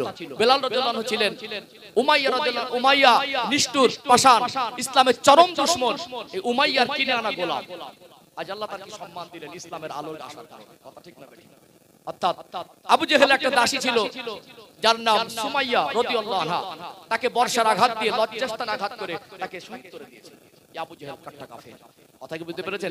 এই জন্য কিছু কিছু মানুষ দেখে যারা জুলুম অত্যাচার করত, কাফেররা একটা ষড়যন্ত্র করেছিল এই সমস্ত ব্যক্তিদেরকে টার্গেট করে এদেরকে এমন জুলুম অত্যাচার করব, এদের দেখা দেখি মানুষকে বলবো যদি কেউ এরকম কলেমা পড়ে তোমাদের অবস্থা এরকম হবে। আল্লাহর নবী বুঝতে পেরে তাদেরকে পার করে দিলেন। এখান থেকে কাফেররা কান ভাঙানিতে কোথায় গেল, অনুসন্ধান করলো, চলে গেল। এরা যদি যায় এই আবিসিনিয়ায় বাদশা নাজ্জাশীর কাছে গেছে, কেন তিনি ন্যায়পরায়ণ বাদশা, মানুষের উপর অন্যায়ভাবে অনর্থক জুলুম অত্যাচার করেন না। সেখানে গিয়ে বলল এরা মক্কা থেকে দুষ্ট প্রকৃতির মানুষ, এরা আপনার দেশের ক্ষতি করতে এসেছে, এরা আপনার ক্ষতি করতে এসেছে, এদেরকে মক্কায় ফেরত দেন, এরা মক্কার বড় বড় আসামি। আজ দেখছেন না আমাদের দেশে কিছু 5-8টা মিডিয়া আছে না, মিথ্যা খবর প্রচার করে, আছে না নেই? মিথ্যা খবর প্রচার করে। এই মিথ্যা খবর প্রচার করেছিল কাফের রাজ থেকে 1400 বছর আগে। বাদশা নাজ্জাশীর কান ভাঙানো দিয়েছিল, এবং বাদশা নাজ্জাশী ছিল একজন খ্রিস্টান বাদশা, ঈসা আলাইহিস সালামের অনুসারী ছিল। অর্থাৎ সেই সময় যখন ঈসা আলাইহিস সালামের নামে এরা বাজে মন্তব্য করে এই সমস্ত কথা বলেছে, বাদশা নাজ্জাশী ভাবলো যে আমার ধর্মের বিরুদ্ধে আমার উপরে থাকবে, সবাইকে এক জায়গায় ডাকলো, যারা মক্কা থেকে আমার কাছে এসেছো, আমার এরিয়াতে এসেছো, আমি বাদশার এরিয়াতে, সবাইকে এক জায়গায় ডেকে বললো যে তোমাদের কাছে কি জিজ্ঞাসাবাদ আছে? সবাই কথা বললে গুলিয়ে যাবে। মুসলমান এখানে একজন নেতা নির্বাচন করলেন। কে নেতা? কে আমাদের পক্ষ থেকে একজন কথা বলবেন, যে বলতে পারে সেই নির্ধারণ হলো আল্লাহর নবী সাল্লাল্লাহু আলাইহি ওয়াসাল্লামের চাচাতো ভাই জাফর বিন আবু তালেব রাদিয়াল্লাহু আনহু। নাম শুনেছেন? জাফর বিন আবু তালেব। নবীজির আব্বারা ছিলেন মোট 10 ভাই। কয় ভাই? মোট 10টা ভাই, এর ভিতরে একটা চাচার নাম ছিল নবীজির চাচা আবু তালেব। আল্লাহর নবীর সঙ্গে টানা 42 বছরের সম্পর্ক। ক বছর? 42। কিন্তু আবু তালেব কলেমা তার নসিবে হয় নাই। যেই 42 বছরের সম্পর্ক, সেই চাচার ছেলে সন্তান বলতে একটা জাফর বিন আবু তালিব আর একটা আলী ইবনে আবু তালিব। আলী রাদিয়াল্লাহু আনহুর আপন ভাই জাফর বিন আবু তালিব। তো ওনাকে বলা হলো যে ইনি কথা বলবেন। জাফর বিন আবু তালিব রাদিয়াল্লাহু আনহুকে যখন ডাকা হলো রাজ দরবারে মুসলমানদেরকে, এই 16 জনের কাফেলাকে, যে বলো তোমরা ঈসা আলাইহিস সালাম সম্পর্কে তোমাদের ধারণা কি? তিনি একটা জালালি ভাষণ দিয়েছিলেন জাফর বিন আবু তালিব রাদিয়াল্লাহু আনহু। বাদশা নাজ্জাশীর হৃদয়টা বিগলিত হয়ে গিয়েছিল। বলুন সুবহানাল্লাহ। আল্লাহ নবীর আচরণ, আল্লাহ নবীর কর্মজীবন, আল্লাহ নবীর বেড়ে ওঠা, আমার নবীর এই ইসলাম প্রচারের প্রেক্ষাপটটা তিনি এত সুন্দর করে গুছিয়ে বলছিলেন। বাদশা নাজ্জাশী অবাক হয়ে শুনছিলেন যে মানুষটা তার জীবনে মিথ্যা কথা বলেন না, যে মানুষটা কোনোদিন মানুষকে ক্ষতি করেন না, যে মানুষটা জেনা ব্যভিচার বন্ধের কথা বলে, চুরি ডাকাতির বন্ধের কথা বলে, মানুষকে সম্মান করার কথা বলে, অসহায়ের পাশে দাঁড়ানোর কথা বলে, যে মানুষটা আল্লাহকে মানার কথা বলে, ইসলামের বাণী পৌঁছায়, অর্থাৎ এই কথাগুলো যখন গুছিয়ে বলছিলেন, বাদশা নাজ্জাশীর হৃদয়টা বিগলিত হয়ে গিয়েছিল। শেষে বলল, বলো তো তোমাদের ঈসা আলাইহিস সালাম সম্পর্কে তোমাদের ধারণা কি? তিনি বললেন যে আমাদের নবীর থেকে আমরা শিক্ষা পেয়েছি, আল্লাহ পাক যুগ যুগ ধরে নবী রাসূল পয়গম্বর আলাইহিমুস সালামদেরকে পাঠিয়েছেন। এর মধ্যে আল্লাহর প্রেরিত পয়গম্বরদের মধ্যে অন্যতম একজন তিনি হলেন হযরতে নবী সাল্লাল্লাহু আলাইহি সাল্লাম। তিনি নিঃসন্দেহে আল্লাহর প্রেরিত একজন পয়গম্বর বা নবী। কাফেররা যে ষড়যন্ত্র করেছিল, মুসলমানদের নামে বদনাম দিয়েছিল, মুসলমানদেরকে দোষী করার জন্য, যাতে বাদশা নাজ্জাশী আবার মক্কায় ফেরত দেয়, এদের উপর জুলুম অত্যাচার করা যায়, সেই ষড়যন্ত্রটা কাজে আসেনি। যখন ঈসা আলাইহিস সালাম সম্পর্কে মুসলমানদের ধারণা নবী, তখন বাদশা নাজ্জাশী বুঝতে পারলো এরা ভালো মানুষ, এদের পিছনে যারা দুষ্ট প্রকৃতির মানুষ তারা চক্রান্ত করছে। এই জন্য বাদশা নাজ্জাশী বলেছিলেন, আপনারা নির্দ্বিধায় যতদিন মন চায় আমার এরিয়ায় থাকুন। বলুন না সুবহানাল্লাহ। ও ভাইজানেরা, সোনার মানিক যুবকেরা, আব্বারা মায়েরা, একটা সময় মক্কা জমিনে একটা উড়ো খবর পৌঁছে দেওয়া হয়েছিল। মুসলমানরা স্বাধীনতার সঙ্গে মক্কায় বসবাস করছে। আর দীর্ঘ কয়েকটা মাস অতিবাহিত হওয়ার পরে আমার রাসূলুল্লাহ সাহাবারা যারা আবিসিনিয়ায় চলে গিয়েছিল, তাদের মনটাও তালা হয়ে গেল। দীর্ঘ লম্বা সময় অতিবাহিত হয়ে গেছে, আল্লাহ নবী চাঁদ মুখটা দেখে নাই। একটু বাড়ির দিকে মনটা টানবে কি টানবে না, চলে এসে দেখলো খবরটা ছিল মিথ্যা। এখনো মক্কার জমিনে মুসলমানরা স্বাধীনতা অর্জন করতে পারে নাই, মুসলমানদের উপরে জুলুম অত্যাচার। আল্লাহ নবী হুজুর আমার হিজরত করেছিলেন, আমার নবীর বয়স তখন ছিল 53 বছর। হিসাব যদি মিলিয়ে দেই, 40 বছর বয়সে নবুয়াত, মক্কায় 13 বছরের নবুয়াতি জীবন, মদিনায় 10 বছর, টোটাল 63 বছরের হায়াতে জীবন। অর্থাৎ হিজরতের সময়কালীন সময়ে আমার রাসূলুল্লাহর বয়স তখন ছিল 53। হিজরতের 2 বছর আগে মদিনা থেকে 12 জনের কাফেলা হজ করতে মক্কায় আসলো।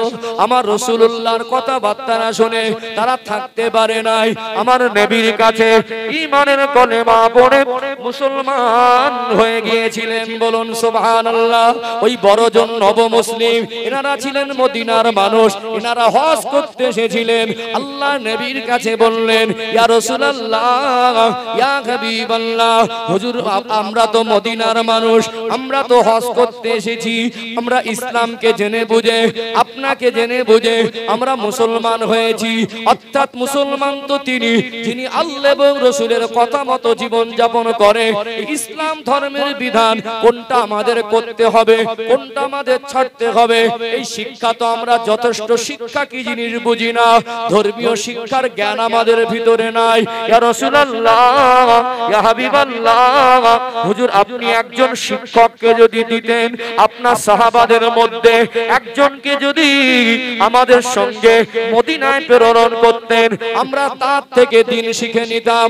আল্লাহ নবীর সাহাবী যে মুসাব রাদিয়াল্লাহু আনহুর কথা বলছিলাম, আমার আল্লাহ হযরত মুসাব ইবনে উমাইর রাদিয়াল্লাহু আনহুর চেহারাটা এমন ভাবে তৈরি করেছিলেন, আমার রাসূলুল্লাহর চেহারার সঙ্গে মিল পাওয়া যেত। বলুন সুবহানাল্লাহ। সাহাবার জীবনটা দেখেন, সাহাবার চাল চলন কথাবার্তা যখন আল্লাহর ইসলামের মধ্যে আসলে নবীর কথা মতো অতিবাহিত হচ্ছে, কিন্তু তার ভিতরে একটা বৈশিষ্ট্য ছিল, আমার রাসূলুল্লাহর মতো কিছুটা দেখতে ছিল। বলুন না সুবহানাল্লাহ। কিন্তু মক্কার জমিনে ওই কাফেলা আবিসিনিয়া থেকে ফিরে আসলো, তখন নিরাপদ না, মক্কা শহরটা তখন মুসলমানদের জন্য নিরাপদ না, বরং বিরোধিতা আরো চূড়ান্ত পর্যায়ে, চরম পর্যায়ে পৌঁছে গেছে। কিন্তু একটা জিনিস হয়েছে, মুসলমানের সংখ্যা আগের থেকে বেড়েছে। মুসলমানের সংখ্যা আগের থেকে হাজারো চেষ্টা করার পরে, হাজারো ঘাত প্রতিঘাতের ভিতর থেকে ইসলাম প্রচারটা তারা রুখে দিতে নবী ডাকলেন, মুসাব লাব্বাইকা রাসূলুল্লাহ। বাবা, এই 12 জন এসেছে মদিনা থেকে, এদের তো দিন শেখাতে হবে, এরা তো ইসলাম সম্পর্কে কিছু বোঝে না, আমার কাছে শিক্ষক চাইছে, আমি কাকে পাঠাবো? আমার মনে হচ্ছে আপনি যান। আল্লাহ নবী বলছেন, কথা ফেলা যাবে? হিজরতের 2 বছর আগে আল্লাহ নবীর কথা মতো মুসাব রাদিয়াল্লাহু রাজি হয়ে গেলেন, চলে গেলেন কোথায়? মদিনায়। যেদিন আল্লাহর নবী সাল্লাল্লাহু আলাইহি সাল্লাম 53 বছর বয়সে মক্কার জমিন ত্যাগ করে আল্লাহর হুকুমে কাফেরদের জুলুম অত্যাচার থেকে রক্ষার জন্য হিজরত করে মদিনায় গিয়েছিলেন। ইতিহাস আপনারা জানেন, যেদিন মদিনা আল্লাহর নবী সর্বপ্রথম পদার্পণ করেছিলেন, মদিনা দুই পাশে রাস্তার ধারে মানুষের ভিড় ছিল কি ছিল না? ছিল না? নবীকে যুবকেরা, মদিনার যুবতীরা, মদিনার ছেলেরা আমার রাসূলকে ওয়েলকাম করেছিলেন, সুস্বাগতম জানিয়েছিলেন।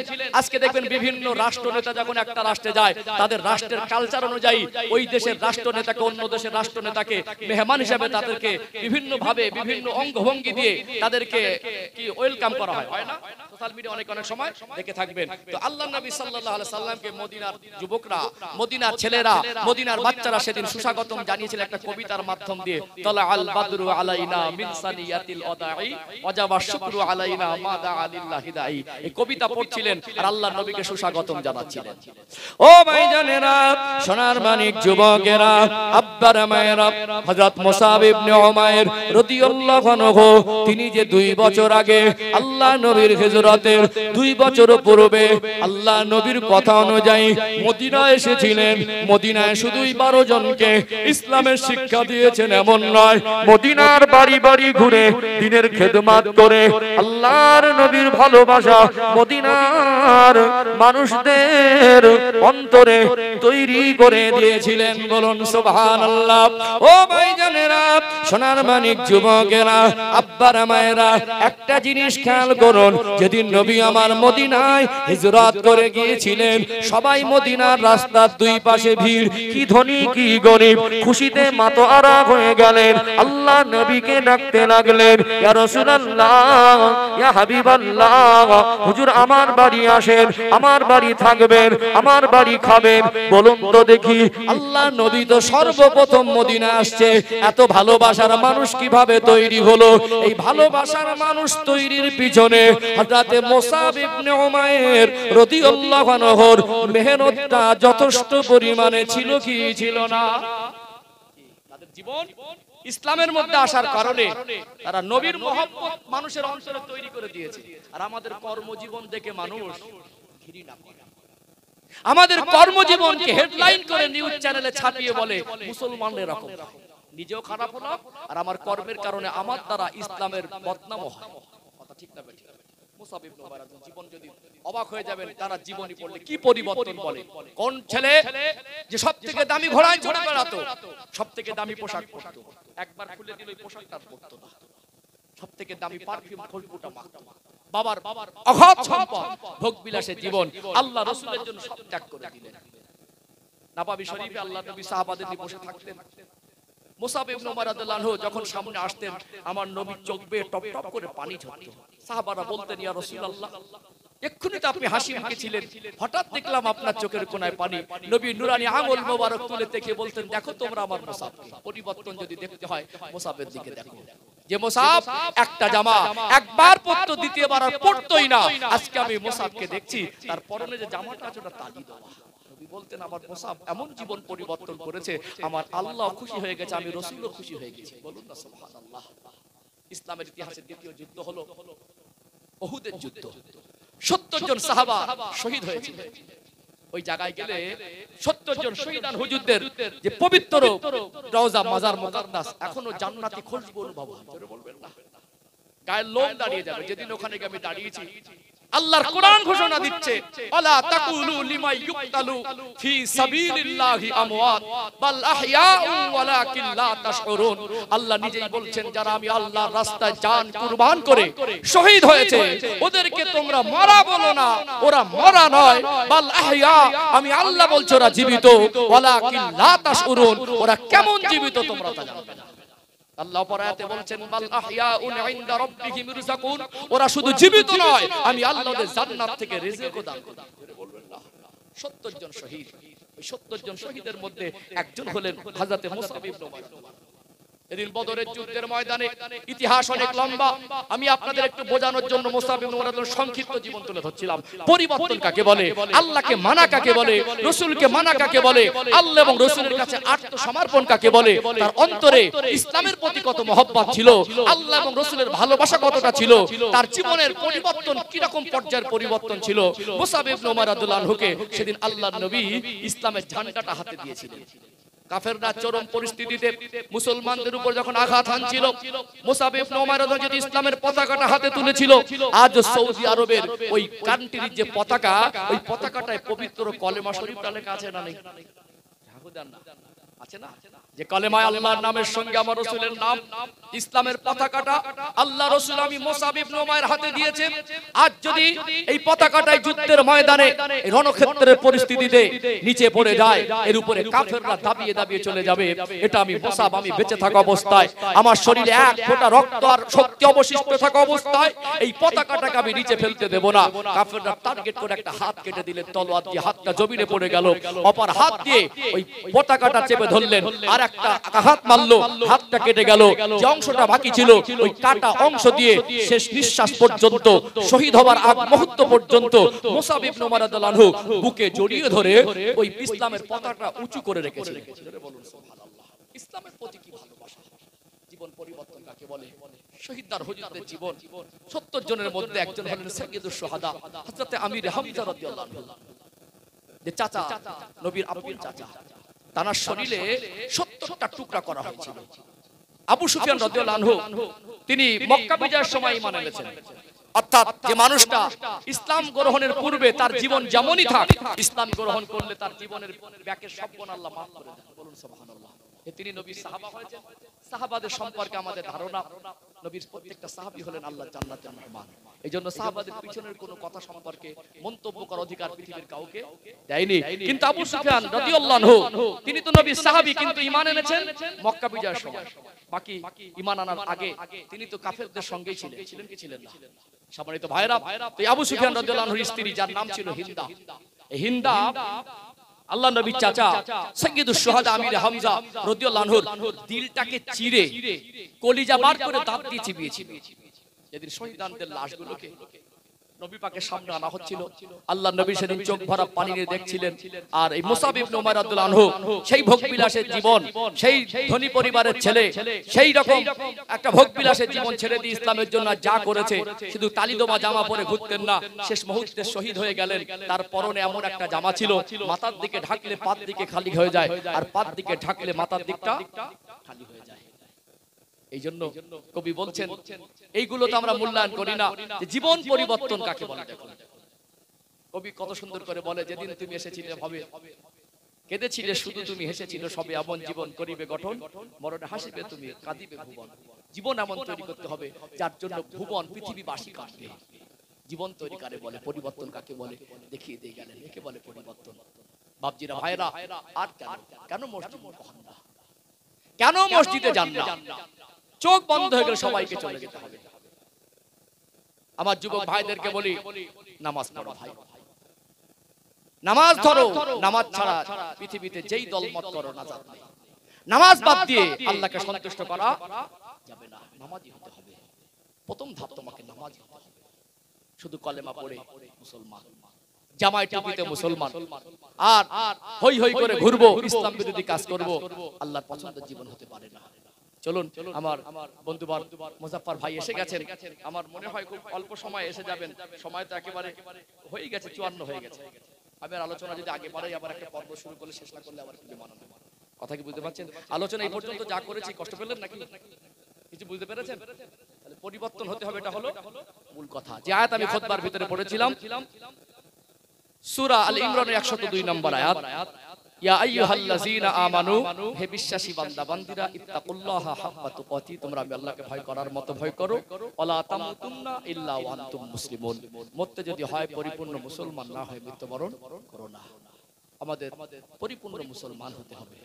আবার একবার মনে করিয়ে দেই, খুতবার ভিতরে যে হাদিসটা পড়েছিলাম, আকমালুল ঈমানা আহসানুহুম খুলুকা, তোমাদের মধ্যে ওই ব্যক্তি প্রকৃতি ইমানদার যার আখলাক চরিত্র ভালো। কি ভালো?